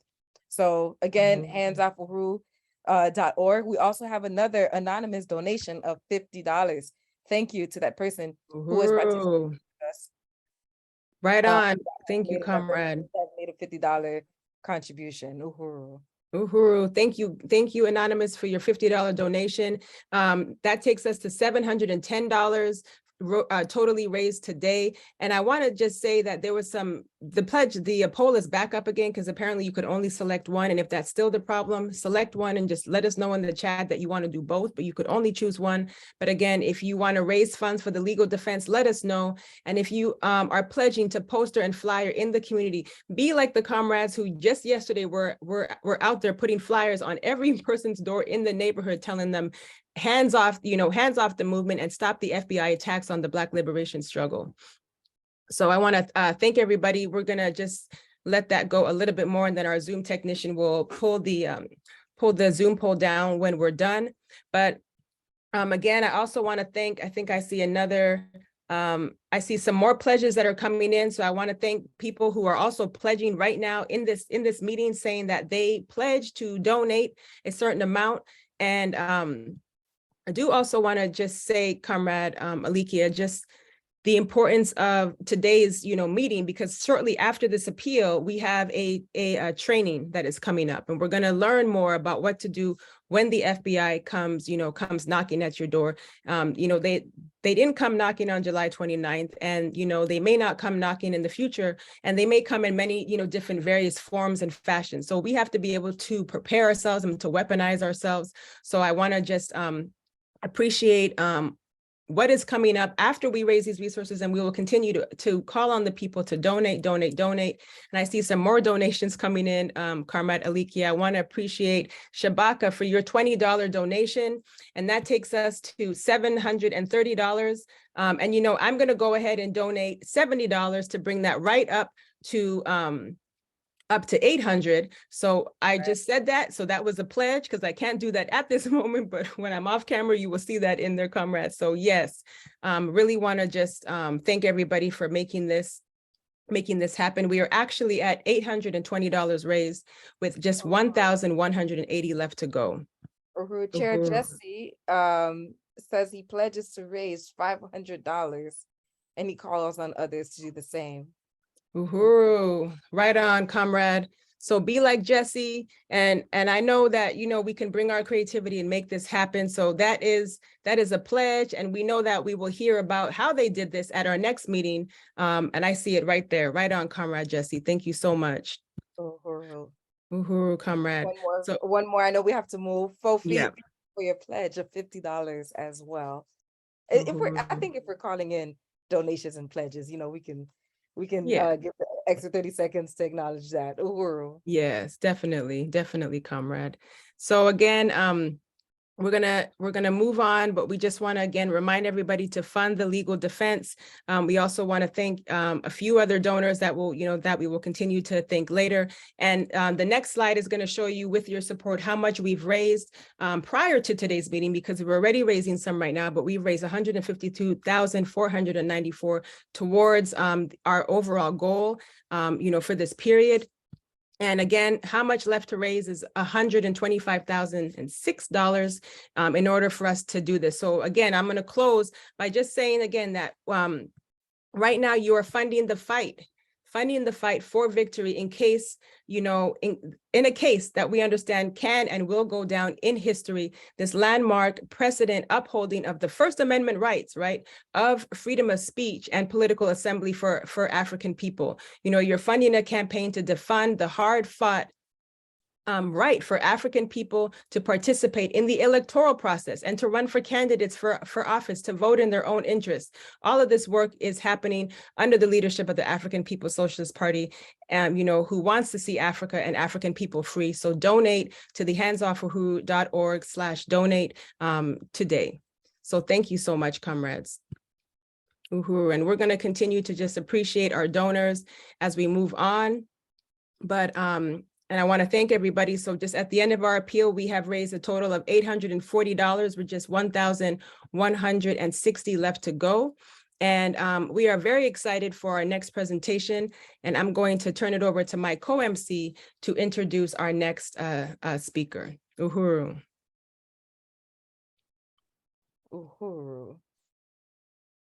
Uhuru. And we'll make sure that our comrade is on. There he is. Okay. Go ahead, comrade Alikia. Uhuru. This is going to be Brother Jesse Todd. Yes, sir. Mm-hmm. Okay, Uhuru, Comrade Jesse, who is an alderman of, I'm self-critical for not remembering exactly which, the 18th Ward in St. Louis, Missouri, who has been a member of the Uhuru movement for a few years now. Comrade Alderman Jesse, always stands on the right side of the question when it comes to making sure that, the interests of the Black community is represented in the things that he is fighting for. And so to read his bio, Alderman Todd went into the lion's den of neocolonialism to submit a resolution from the city and local police department towards FBI and other federal forces in charges and attacks arising from building programs which work for the betterment and upliftment of our communities. And the document is the historic Dred Scott City of Refuge Sanctuary City Resolution to the St. Louis Board of Aldermen.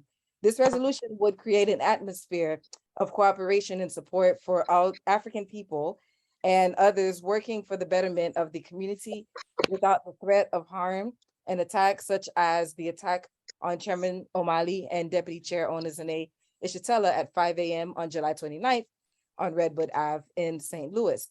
An initial hearing was held by the Public Safety Committee on January 25th.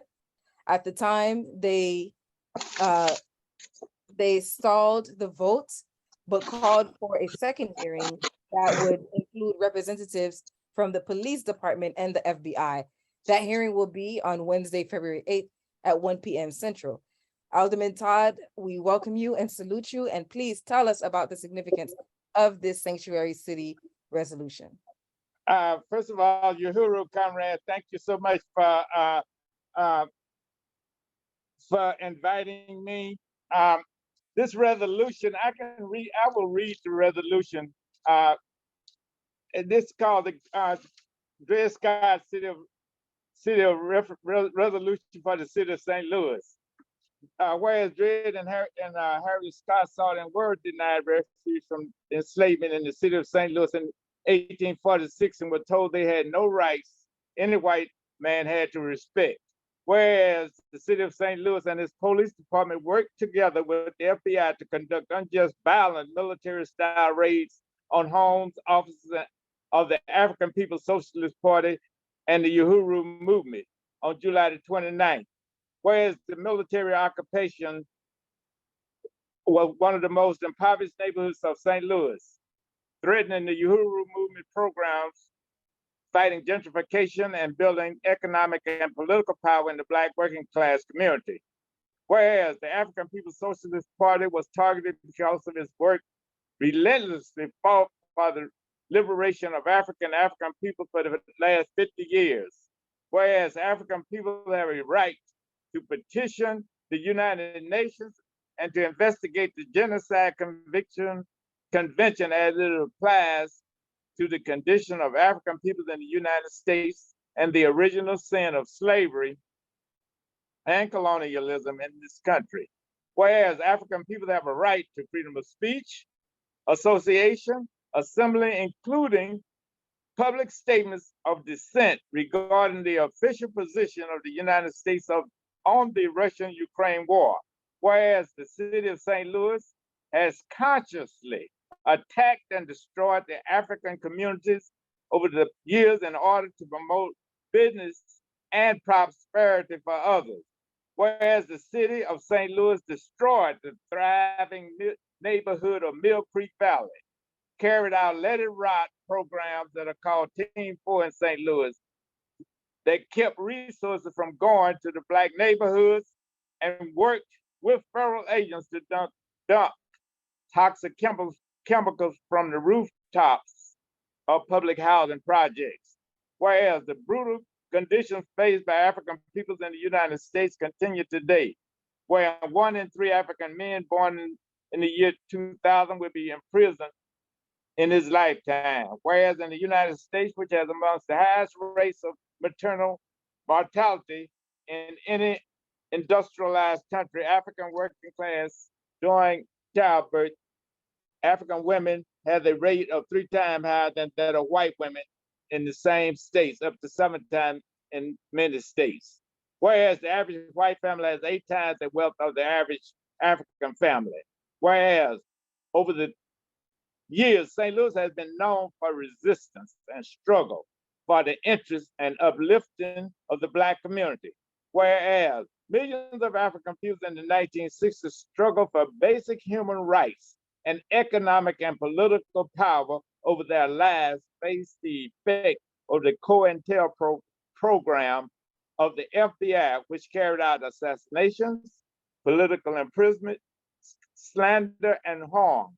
Whereas Malcolm X, Fred Hampton, Martin Luther King, Marcus Garvey, along with W.B. Du Bois, James Baldwin, Aretha Franklin, Sam Cooke, and others such as civil rights worker Paulo Luzo and American Indian leader Benner Peltier were targeted, threatened, surveilled, imprisoned, and are assassinated by the FBI with the complicity of the local police departments. Whereas the police murder of 18-year-old Michael Brown in the suburbs of Ferguson in 2014 sparked widespread resistance to long-standing police violence and was sent around the world. Whereas the FBI filed on the murder of Ferguson activist Darren Seals and others revealed that the local police worked with the FBI to target and many say to murder him. Whereas we recognize that a prosperous, active African community of St. Louis is beneficial and contribute to the well-being of all residents of the city. Therefore, it be resolved by the city of St. Louis will be sanctuary city, which the St. Louis Police Department and city government will refuse to cooperate with the FBI and any federal agency to attack Black community organizers and members for charges stemming from work for the betterment and uplifting of this community. St. Louis will become a city of refuge for African people struggling for social justice in solidarity with sanctuary programs for indigenous, Mexican people, immigrants, and others seeking a safe haven to uplift their community. Therefore, this resolution repudiates the denial of refuge for Dred and Harriet Scott and the ongoing notion that Black people have no rights, which the white man is bound to respect.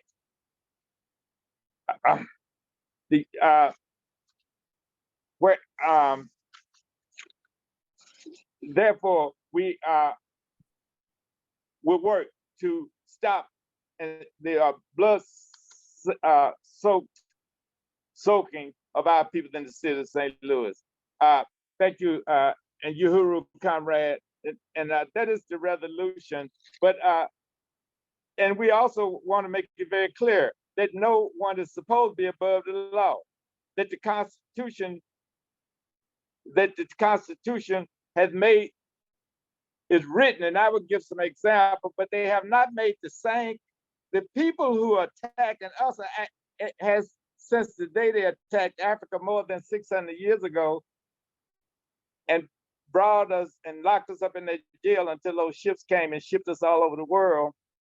Once we got to various destinations, especially here in this country, since I know it's better than I do any other, they have been breaking first we were chattel, but after we fought the Civil War, and which this country is the only one that I know of that the Europeans have fought a Civil War to keep Africans in slavery. After that Civil War, they came up from the very beginning, leading up from the very, very beginning, and before the Civil War, those Africans who were free, for example, black codes, which kept Africans had special treatment for those who were supposed to be free. And then after so-called freedom, the 13th Amendment was to end chattel slavery. But after the 14th Amendment to the Constitution of this country, which says that if you're born in this country, you're a citizen. And we shouldn't need all of these amendments that I would like to just give an example of, whether it be the civil rights amendment right after the Constitution, where we had a special law just to go to use public facilities, and we were paying taxes, by the way, whether they were schools, libraries, any public facility, restaurant, and they made a law, but in 1883, they abolished this same law. Then in 1896, they made a law that locked Africans down and made it totally legal for Africans to be, it was called Pleasant versus Ferguson. That happened in 1896. And that was total segregation. And they made that legal only for African peoples who had been kidnapped and brought to America and who had cleared the land from the Atlantic Ocean to the Pacific Ocean. No other group, no other ethnic group, no other race, except African people was under that Pleasant versus Ferguson law. And that law lasted until the 1960s when we had the rebellion. Then they'd come up with some more special laws supposedly to get Brown versus Board of Education in 1954, which was to desegregate schools. They had civil rights laws for restaurants and open housing laws in 1965.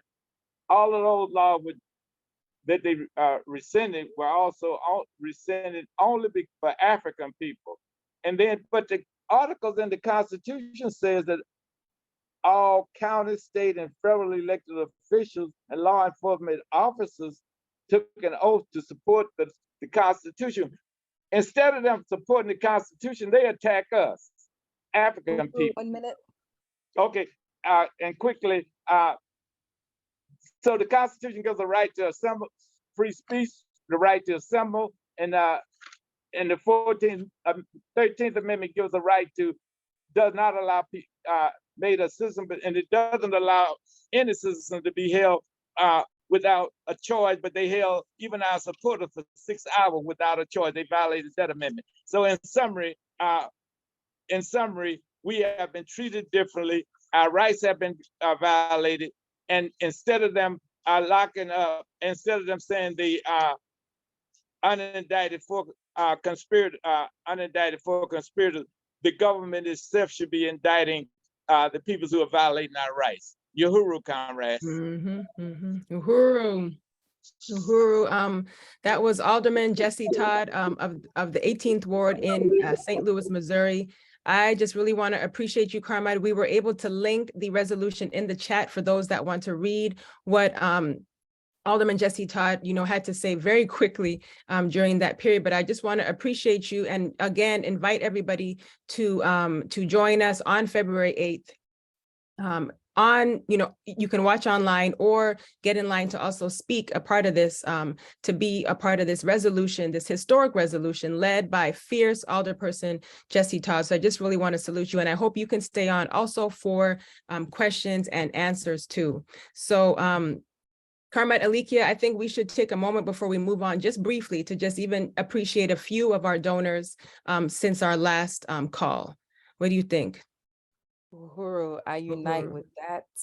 All right. So we have a $20 contribution from Comrade Johan. Yeah, see that. Johan, salute to you. We have a $25 contribution from Comrade Raya. Thank you, Comrade Raya. Raya.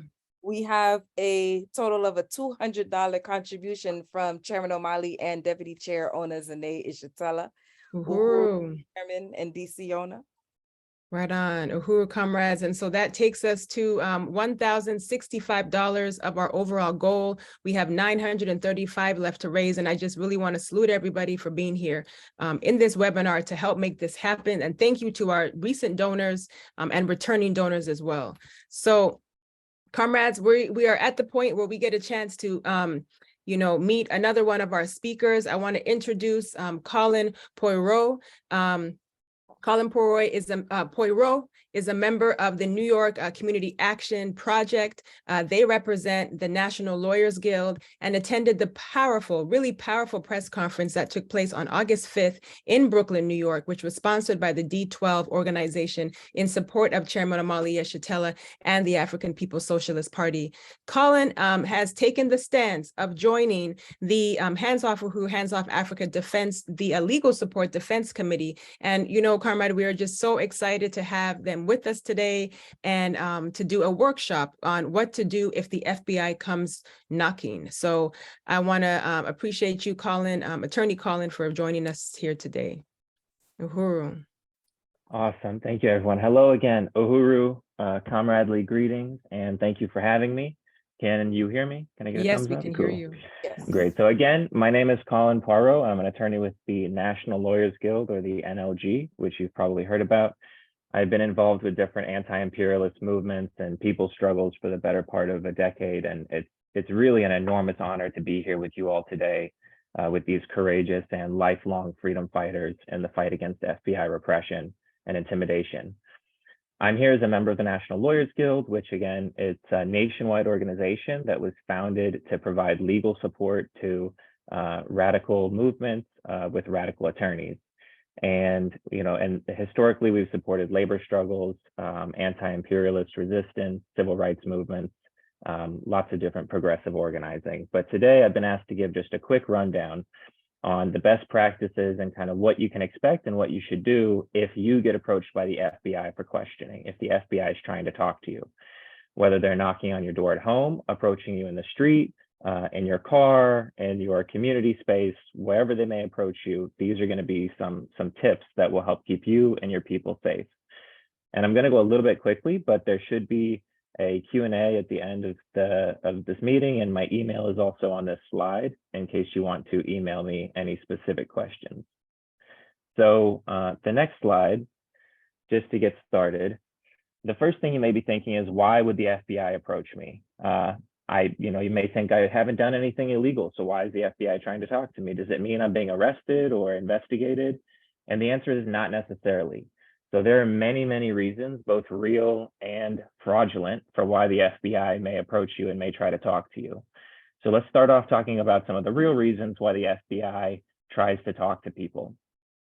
Of course, it's possible that they are investigating you or people you may know, or they could just be fishing for information about people that they assume maybe you're affiliated with them because you're friends on social media or you're on a listserv or something like that. And they may just be fishing for information just to see if you will do them the favor of telling them something that they don't know.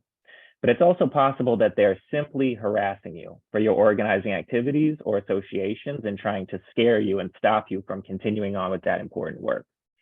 They could be hoping to coerce you into becoming an informant if you tell them something inaccurate during their interview with you, during their conversation. That gives them the opportunity to later come back and say, hey, you lied to us and now we have leverage over you, which again is why I'm going to really emphasize many times in this that we are strongly encouraging you, do remain silent, do not speak to the FBI. On top of those real reasons why they might approach you, they have a whole slew of not very creative to quite creative reasons that they may give you, and they may say, this is why we're here. And these are all false pretexts. So they may say things like, we think you're the target of an identity theft, or we're investigating something and we don't think you were involved, but we just want to confirm you weren't involved with that, were you? Or as happened with Director Akile, they could even say, we think your car has been broken into and we need you to come outside and confirm and see if everything's okay with your car.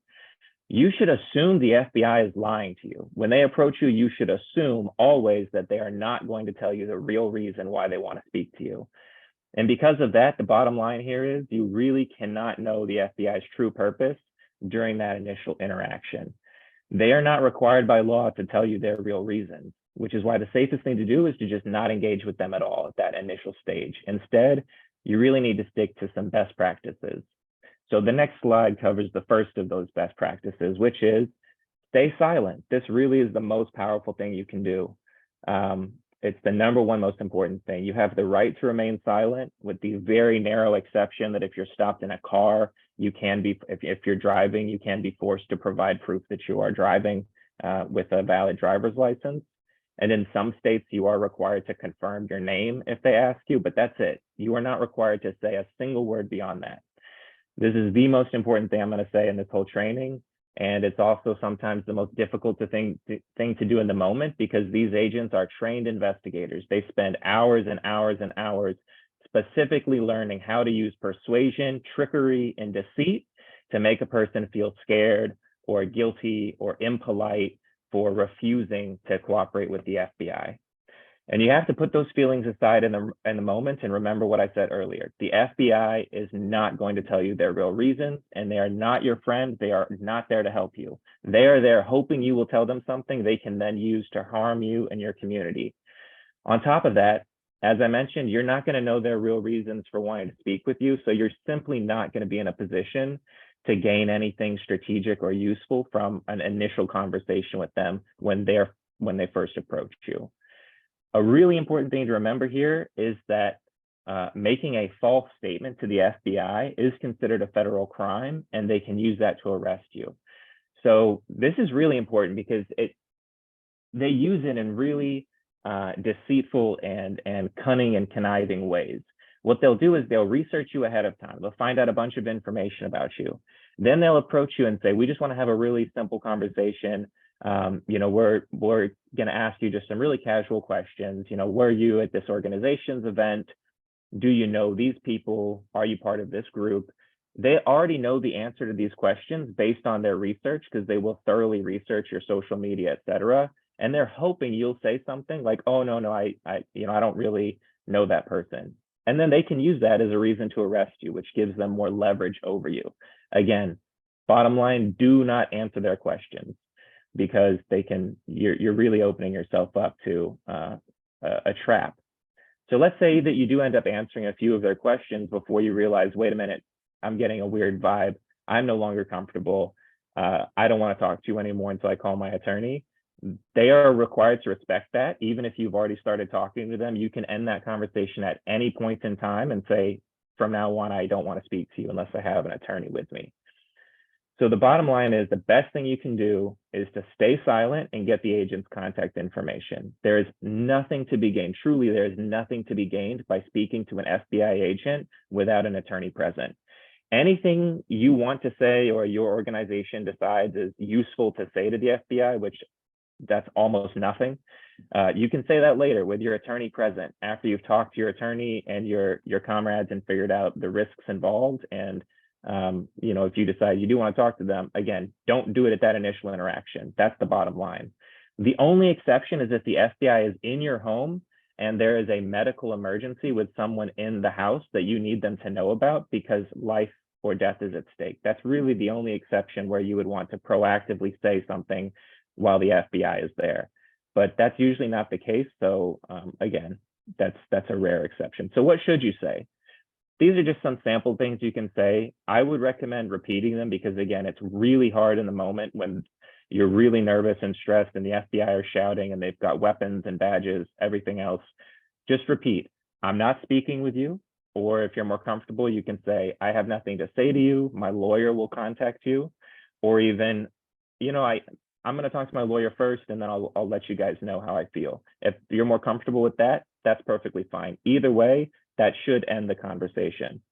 Remember to get their business card because your lawyer will need that. So the next best practice is to document the situation. So immediately after the FBI leaves, you really should sit down and write down as many notes as possible right away. So the things that you want to write down are the agent's name, telephone number, what specific agency they're from. If they say the FBI, okay. If they say I'm from a joint terrorism task force or local police, whatever they say, you want to write that down. You should also write down any questions that they asked you and any answers that you gave. That's going to be really, really helpful for people in your community to know what to expect and to maybe get a sense of what the questions are going to be and what the FBI is really looking for. Also write down a physical description of the agent in case that comes up later in a future civil lawsuit if you're trying to show that the FBI conducted an unlawful search or seizure. you may need to be able to provide a description of which agent did it. So be sure you write that down. And then if there are any witnesses to the interaction, try to get their name and contact information as well. That can be helpful. If the FBI damages property of yours, let's say they have a search warrant and they bust down the door, be sure you take photos of all of the property damage as well. And we say to write this down immediately after the interaction because, you know, we all know in that space, it can be very, very overwhelming. That's a great question in the chat about recording with a cell phone. I'm gonna talk about that in a half a second. So another option that you have is you can video or audio record the agents. So if the FBI knocks and you can hear them outside the door, they say, we're the FBI, we need you to come out. You can immediately start video recording, audio recording the conversation. There's a few limitations to that. You cannot do something that the FBI or that a judge would consider interfering with their investigation. So the best thing to do is to stand far away, a few feet away from the agent. And if they say move or they say get out of the way, you should do that because you don't want to be accused of interfering with their investigation. Another, just a rule of thumb is you should consider your own safety. If you feel that the situation is very tense and would be escalated by attempting to film it and you don't feel safe doing that, I would not advise you to do that. I would advise you to do it as long as you feel you can video record safely, but you do have a right to do it. So if you feel you can do it safely, I strongly recommend doing it. It's very good for spreading the word and for educating other people and giving people a sense of what to expect. It's really powerful if you have a video of the FBI trying to get into your home and knocking and asking you to open the door, and you follow these steps and you say, no, I'm not speaking to you. Give me your card, slide it under the door. My attorney will call you. If you have video of that, that's really powerful as a tool to inspire and give other people the confidence to do that same thing. So I do encourage video recording with the small exception that you don't want to put yourself at physical risk, which is something that you can decide in the moment. The next thing you want to do, the next best practice, is you want to contact an attorney immediately as soon as the FBI leaves. You may think, I don't plan to talk to the FBI. I haven't done anything illegal and I'm not under arrest. So why do I need a lawyer? You know, I don't plan to call them back. I don't need a lawyer. Or the agents may even tell you, hey, don't worry, you don't need a lawyer. We're not accusing you of anything. You're fine. Ignore all of that. You absolutely want to call a lawyer. No matter what happens, no matter whether you never speak to them again, or you do decide you want to call them to ask why are they messing with you, either way, you're going to be better off if you have an attorney. Here's why. Once you tell your attorney what happened and you give them the agent's contact information, there are two super significant ways that your attorney can help you right off the bat. The first thing is your attorney can shield you from the FBI's harassment. So usually once you find an attorney and you let them know what's going on and you give them the agent's contact information, the first thing they'll do is call the FBI agent, and they won't reveal any of your information. They will say something to the effect of, my name is Collin Poirot, or whatever the attorney's name. I am an attorney representing my client, so-and-so, your name. And I am calling to put you on notice that my client does not wish to speak with you without me present. And if you need to contact them in the future, you are required to go through me. So your attorney can be a shield for you so that the FBI doesn't just show up every day, standing outside your house waiting for you and trying to scare you and intimidate you. Your attorney can say, if you have any reason to contact my client from now on, you are required to contact me, which is really helpful, even for just peace of mind. And it puts the FBI on notice that you are resisting, you are exercising your rights, you are represented by an attorney, and that you're fighting back against their attempt to intimidate and politically repress your organizing. A phone call from your attorney is the best way to stop the FBI from coming back to your house or trying to contact you again. They may still try to do that, but legally speaking, they would be required to tell your attorney from that point forward. The second immediate benefit, why I really, really say no matter what your plan is strategically, you should call an attorney, is because your attorney can also help you gather information. So in that phone call, they might say something like, I understand you approached my client and you asked to speak to my client. They're currently deciding whether they wish to speak with you, and I need to know a few more things before I can advise them. They can say that even if you have no intention of speaking with them, your attorney can still say, oh yeah, we're considering it. And in that conversation, sometimes the FBI is willing to tell your attorney very useful information, like, they'll say, this is why we approached your client. This is the evidence that we are currently looking at. These are the crimes we're investigating, or, we just want to know more about your client's affiliation with a specific organization, whatever. Your attorney can get that information much more safely than you can. The FBI is probably not going to tell you, but they may tell your attorney once they're trying to convince your attorney to advise you to have that conversation. They're more inclined to share information. And that's a great way to shift the power balance between you and the FBI. So remember, your attorney can have this conversation with the FBI without revealing a single thing about your intentions, politically, legally, strategically. And even if you have decided you are definitely not speaking to the FBI, your attorney can still call them and try to get that information. In reality, there truly is almost never an advantage to speaking with the FBI, even with an attorney present.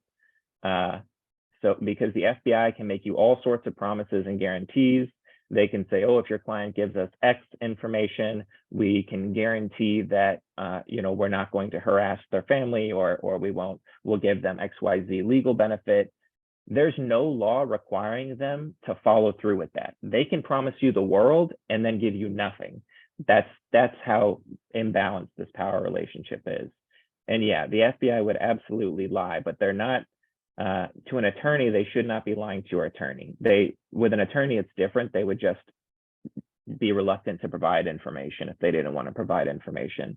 But they're usually not going to just lie straight out to your attorney. But either way, it is a way to get more information. And just to help you find an attorney, there's a few resources that I included on here. As I mentioned, the National Lawyers Guild is nationwide.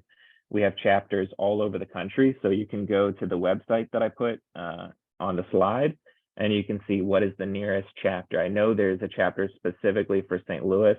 I know there's a bunch of chapters in Florida as well, and they can usually connect you with a people's attorney who can assist with your legal defense. You can also Google your local bar association, which is your local association of licensed attorneys. They are often in a position to connect you with a criminal defense attorney or someone someone who can help you. Lastly, there are probably other activists in your movement and in your area that have had these similar issues, and it's good to ask them if they have any good attorneys they would recommend. And then the fourth best practice that I wanted to just briefly say is alert your community. So once you've had a chance to gather your thoughts, you've made your notes about what's going on, you should absolutely inform people you organize with, people from organizations that you guys work with, anyone else who you think would benefit from this information or who the FBI might approach. You should immediately start spreading the word if you feel safe doing so, because the more aware people are that the FBI is in this neighborhood asking people about this kind of an event or this kind of an organization, the more confident they'll be, the more comfortable they'll be, and the more prepared they'll be if the FBI does approach those people. And this is just a photo of an example. This is a press conference that we had with the December 12th movement in Brooklyn that was mentioned earlier that I spoke at. And then the next slide is just a quick note that I wanted to include before I wrap up about warrants and searches, because this is something that it's kind of misunderstood. So the 4 steps that I just went over, the 4 best practices, those are going to be useful no matter where the FBI approaches you, in your home, your office, your car, anywhere else. But I also wanted to say this about warrants for arrests and searches, which are really important if they're approaching you at your home, if the FBI comes to your house. The best thing you can do if you get approached in your home is to refuse to open the door without a valid warrant. If the FBI knocks and says, "Hi, can we come in?" the answer is always nope, not without a warrant, because you should never voluntarily open the door to an FBI agent. If they have the right to go in your home, they're going in whether you let them in or not. You gain nothing by voluntarily letting them into your home. You are always in a better position with the door closed and the agents on the other side of the door than once you've opened the door and they're sitting in your living room. So again, if the agent says, "Hi, hope you're doing well, just want to come inside and ask you some questions," you say, "Nope, not without a warrant," or "I do not consent to this search and I'm not opening the door." They may force their way in, whether or not they have a warrant, but you're setting yourself up for a much better court case down the line if you verbally say, I'm not letting you into my home without a warrant. Don't physically stop them from going in, because you will very likely be injured, and it's probably in your best interest to not physically stop them. But if it is an illegal search and you can show that you did not consent, you may be able to stop them from using anything they find in your house in a later court case. If they do say we have a warrant, you should, again, don't open the door. Ask them to hold it up to the peephole, or if there's a window right near the door, they can hold it up to the window, or they can slide it under your door if you have a little bit of a gap. You definitely want to see the warrant before you open a door. The warrant must have a few things to be valid, and the FBI shows up with invalid warrants a lot. This, just because they say they have a warrant and it says warrant at the top, does not mean it's valid. Doesn't mean you have to do a single thing. To be valid, the warrant has to be signed by a judge. It has to specifically identify the premises that they're going to search and the time of day that it can be searched, as well as other identifying information. If it's an arrest warrant, make sure it has your name and all of your information correct. Because if they don't have a warrant, they're not getting in. They should not, you should never allow them into your home without a warrant. A final note to consider is just about shared spaces. So if you have roommates, or if if they approach you in a community space, your consent is required for them to search any of your private spaces. So if let's say you have a roommate, but you have separate bedrooms, your roommate is home. The FBI approaches, your roommate hasn't had this training and says, okay, sure, you can, I'll talk to you guys. They come in. A roommate can consent to a search of the living room, kitchen, hallways, shared spaces, but they cannot consent to a search of your bedroom unless you share that bedroom with someone else. If you have a partner that you live with, or a roommate who shares a bedroom, then they could also consent to a search of that bedroom. So you want to be really clear ahead of time about which spaces are public and private, and you really want to make sure that your private spaces are treated as private. That's the best way to set yourself up for a future legal argument that the search was illegal. So if you're a renter, if you're renting an apartment from a landlord, you will want to check your rent agreement, your lease, to see what rights are spelled out in the lease. It should clarify whether the landlord has the right to consent to, or to allow people into your apartment. But that'll be specified in the lease. And again, if you live with a roommate, be sure to talk to them about the importance of not consenting to a search.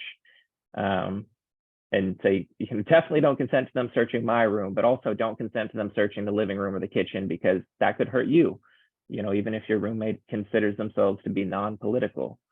And then the final slide from my presentation, the last thing, is just to wrap up. Again, these are the key points. If there's just quick 4 steps that you should always remember if the FBI shows up, this is the way to keep yourself as safe as possible, to help your movement stay as strong as possible. And it puts the FBI on notice that you have a strong defense, you know your rights, and they should not continue to try to harass you or intimidate you because you're not standing for it, and they're not going to be successful. And so I hope this has been helpful, and I hope that you all do feel at least a little bit more prepared for what to do when the FBI comes knocking. And thank you again for having me. Hands off Uhuru, hands off Hands Africa. off Africa, yeah. Fist up. Fight back. Thank you Uhuru, again. comrade. Yeah. Uhuru, Collin, I just really want to appreciate that training. And I know that you saw some of the questions in the chat. So we hope that you can stick around, because I think that was very informative for me. I was taking a few notes on some things that we just tend to forget, and that we don't prepare ourselves for ahead of time. So I just really want to salute that. And I just want to say the importance of our volunteers in this fight back, because having you be able to return your skills so that we could learn in this capacity is super important. And like we said, indictments are any day now. I mean, really, they're any day now. And we have to build this legal fund. We have to build this fight back, and we have to prepare ourselves in the street because they've already come, come and try to knock on the door and try to arrest some of our people, who are connected to this fight back. So we have to be prepared. So thank you, Collin, for that presentation. And we hope you can stick around for question and answer. Uhuru. Yes, I just want to briefly echo Chair Mwezi's appreciation of that presentation, and to also say that you will be called on to be making a very similar presentation in another webinar very soon. I will be contacting you for that right after this. Yes. So we are now we're going to take some questions that came in during the webinar. And while you're pulling that up, I just want to acknowledge another donation. I want to acknowledge a $50 donation from Fofeet. So thank you, Fofeet, for that donation. And I also want to acknowledge a $50 pledge from Shabaka, who says that on Valentine's Day, he will be making this a $50 pledge a reality. So Uhuru, Shabaka, and thank you, Fofeet. Uhuru. So this first question, I'm going to call on the chairman to answer this in particular. This is from, I hope to not mispronounce it too bad, Ignace Kuchalubo in Benin.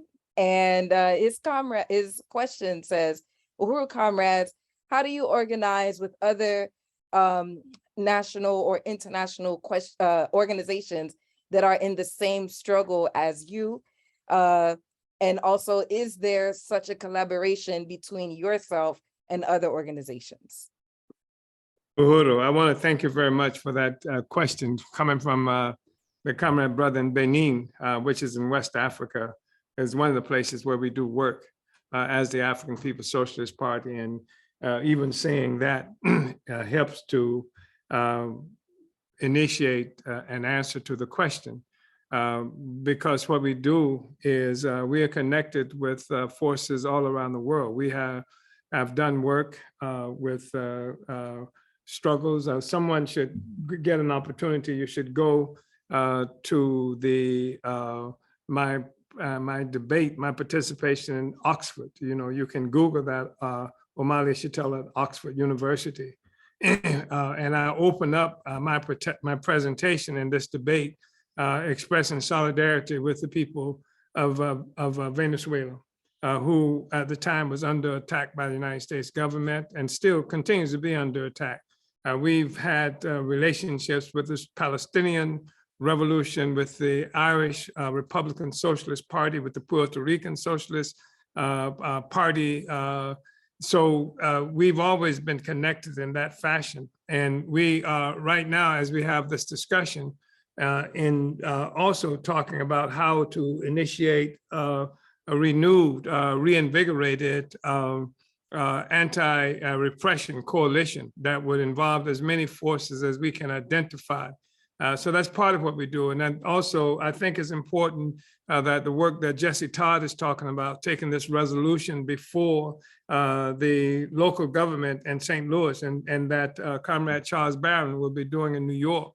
We'll be asking different groups and organizations to participate in this, because increasingly people will be able to understand that this assault on the party is simply because that's what is necessary for them to be successful. You have to attack what's out front to get to the people.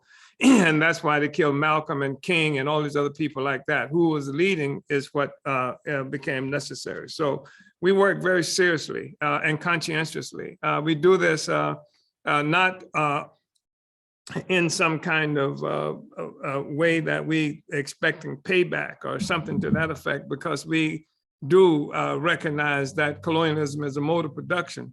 And that's why we jumped in the Palestinian question. That's why in 1979, when the struggle erupted in Iran, that eventually would lead in overturning the US imposed Shah of Iran on the people there. We stepped out. We had demonstrations as mobs of white people were attacking physically or throughout the United States, anybody who they thought might have been Iranian. It just gave them an excuse because they didn't know that Iranians were not Arabs. So they attacked somebody who they thought was an Arab or somebody who might have been from India if they wore turbans, etc. And they were having mass rallies, calling for sending the Klan to Iran, which is an indication of what it is that we're looking at, I have always been looking at in terms of the struggle against colonialism. As we know, the Ku Klux Klan in America was a popular extension of the US colonial state that they used to kill and frighten African people in this country. So I just want to say that it's something that we've always done. And part of what we're doing right now is that we want everybody to recognize, and people who are watching and participating in this meeting, that our struggle has to identify the Biden administration and the Democratic Party specifically, because African people have been duped into following the Democrats and the Biden administration, primarily not because they represent any program for Black people, but because of fear that the other side is much worse, that there's a nicer, gentler colonialism they think they can perceive. But as we put out that the Biden administration, this is the Biden administration that made this attack on us. And not only did the Biden administration make this attack on us, but more than that, it's hiding behind this most serious kind of racist trope that African people are so stupid, so dumb, that we are just some force that somebody that they consider white would have to provide leadership for us. And in fact, some people used to think that about the Solidarity Movement, and perhaps still do, because the white people in the Solidarity Movement, there's an assumption that they must be really leading everything. It don't work that way. And so I just think that everywhere, looking at 2024 election, the election season has already begun. Trump has already announced, and the only reason Biden has hesitated announcing because he's been caught up in some of the same contradiction that the Trump has been caught up in, and which also represent a serious struggle with the state apparatus that attacked Trump on the one occasion, is now attacking Biden under another occasion. So people should everywhere you're located, the 140 some odd cities where the Solidarity Movement is present, the various cities and countries where the party and the overall Uhuru movement are located, should be making it clear that the Biden administration, Democratic Party, are being held accountable, and that they cannot expect that Black people are going to walk into some kind of a voting booth in November and elect them into office. They can't. That's part of what needs to happen, and that's part of how we are trying to involve as many different groups and people as possible. They don't have to come to a demonstration, except one they might initiate at the next time there's a political or campaign meeting that's happening where you're located, and we can take this question and force them to have to deal with this, because since they militarily defeat the Black Revolution of the 1960s, they haven't had to speak to the issues of colonial oppression, domination of Africans, Mexicans, and other peoples inside this country and around the world. I know it's a long answer, but anyway, Uhuru. Uhuru, Chairman. And that's just related to that.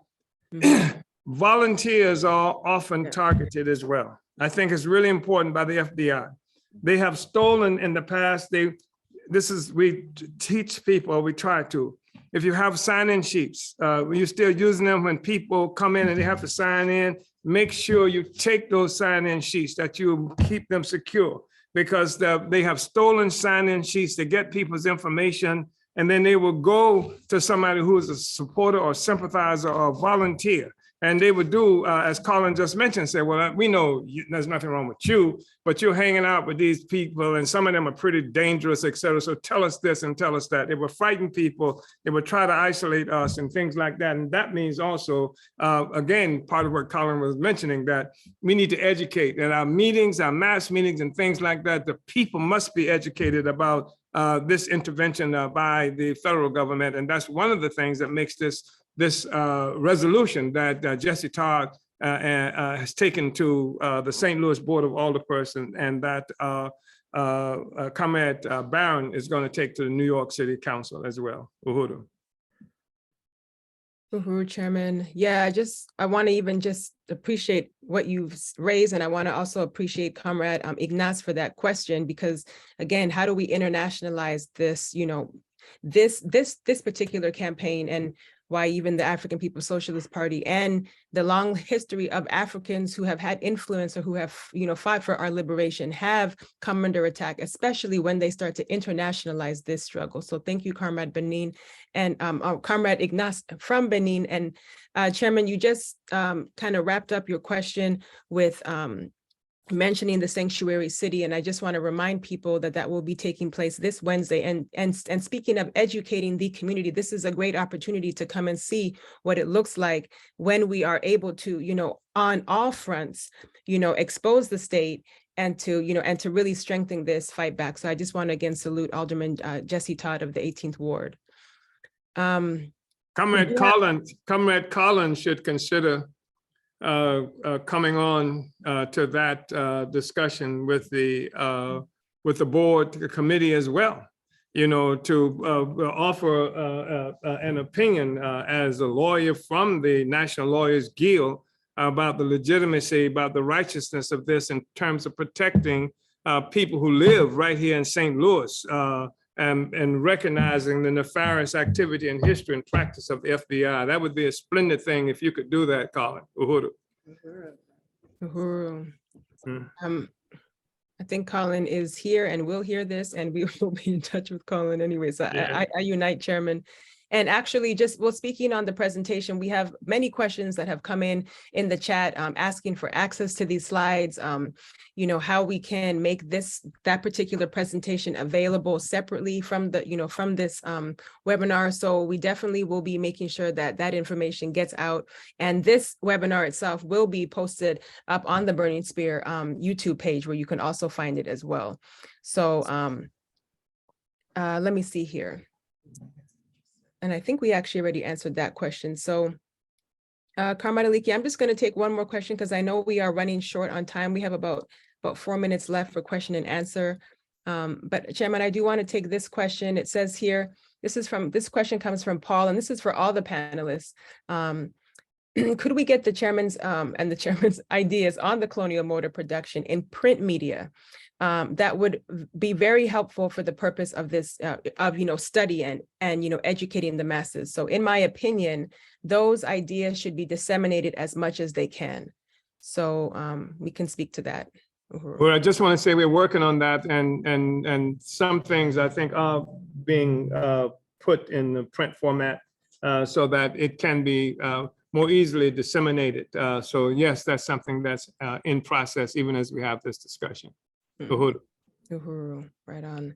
Yes, it is. And I do want to also say the importance of media overall, because the amount of interviews and opportunities that we've been able to have to get this word out has been very important. We want to encourage everybody, if you know a local newspaper or somebody who has a podcast or any access to reach the masses, please get them in touch with us. They can email us at info@handsoffuhuru.org. So thank you, Paul, for that question. I think that somebody put in the chat that the Senate and the House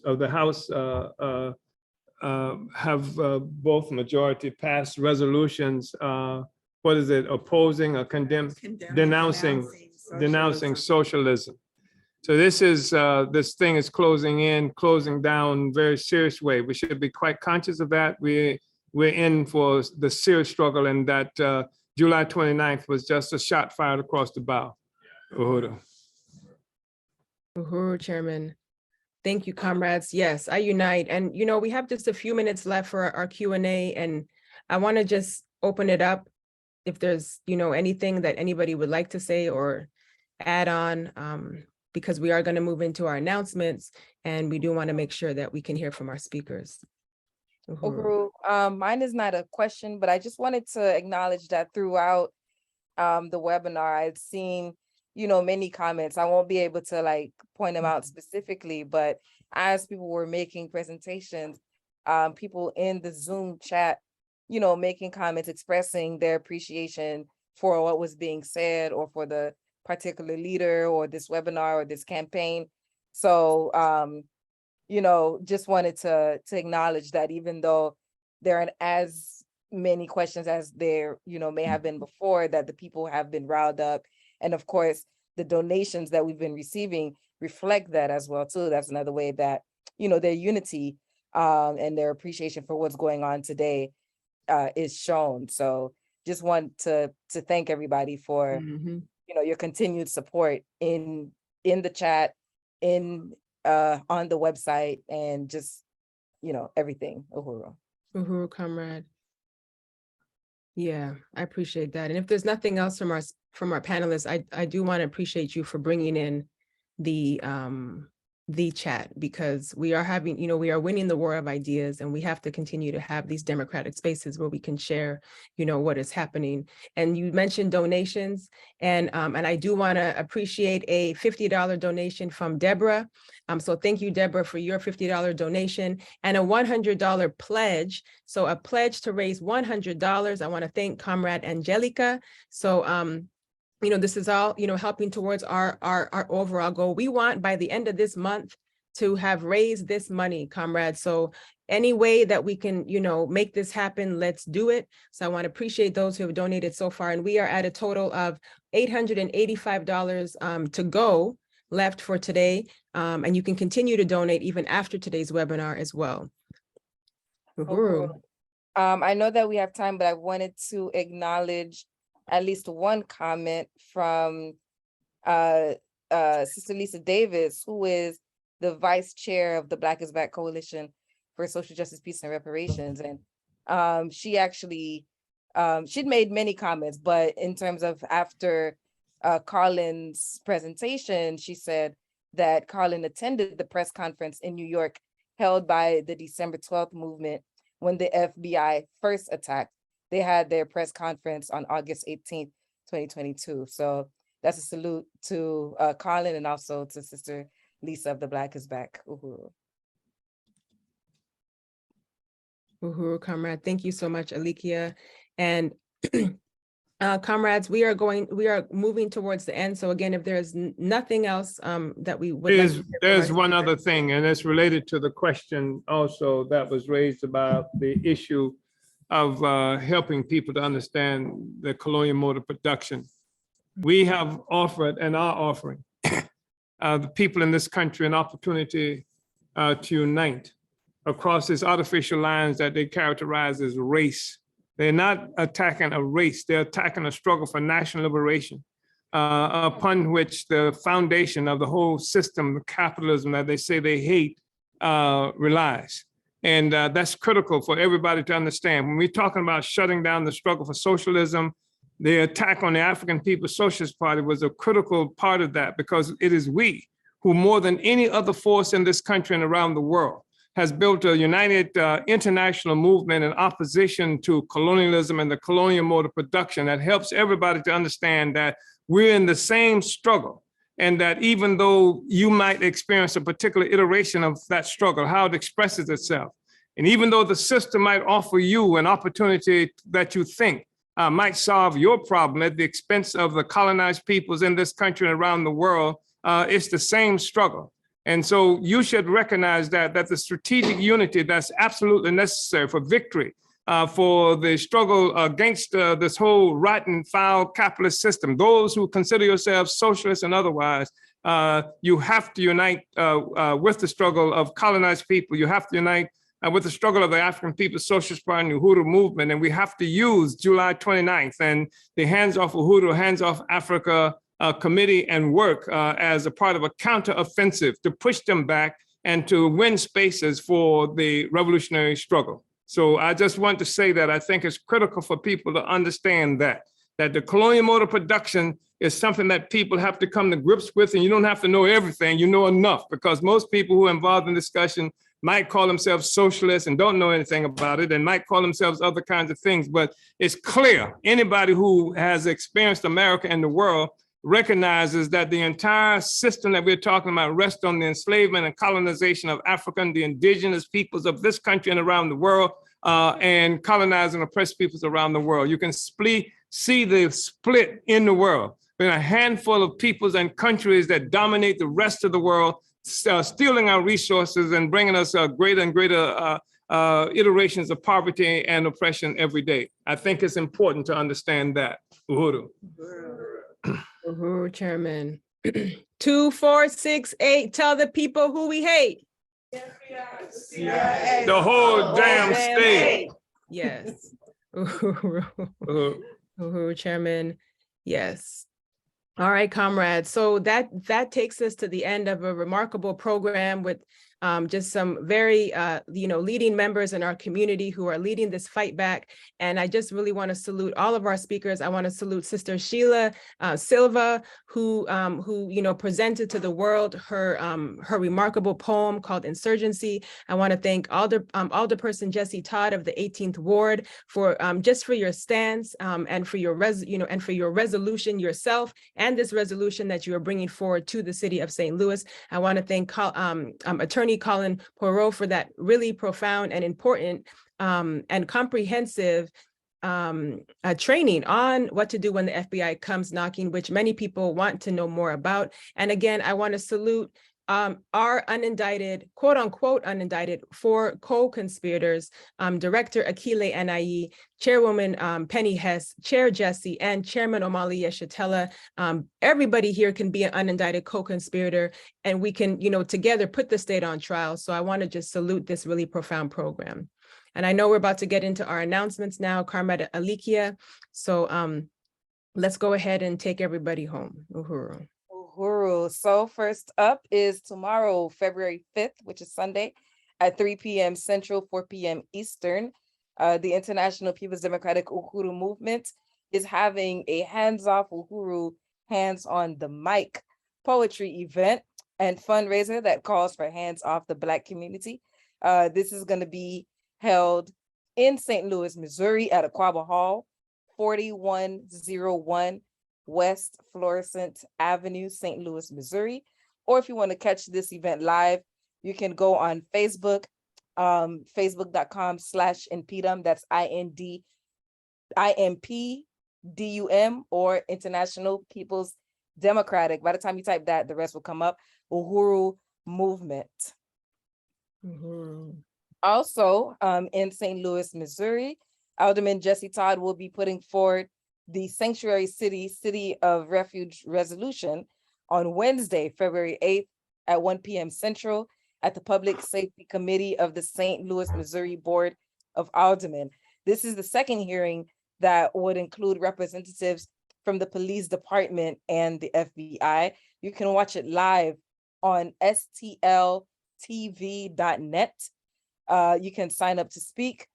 This is going to take place at 1 p.m. Central, 2 p.m. Eastern. Other time zones, 11 a.m. Pacific, 7 p.m. in London, 9 p.m. South Africa, stltv.net. And that's also the public link to participate in that. Uhuru. Uhuru, comrade.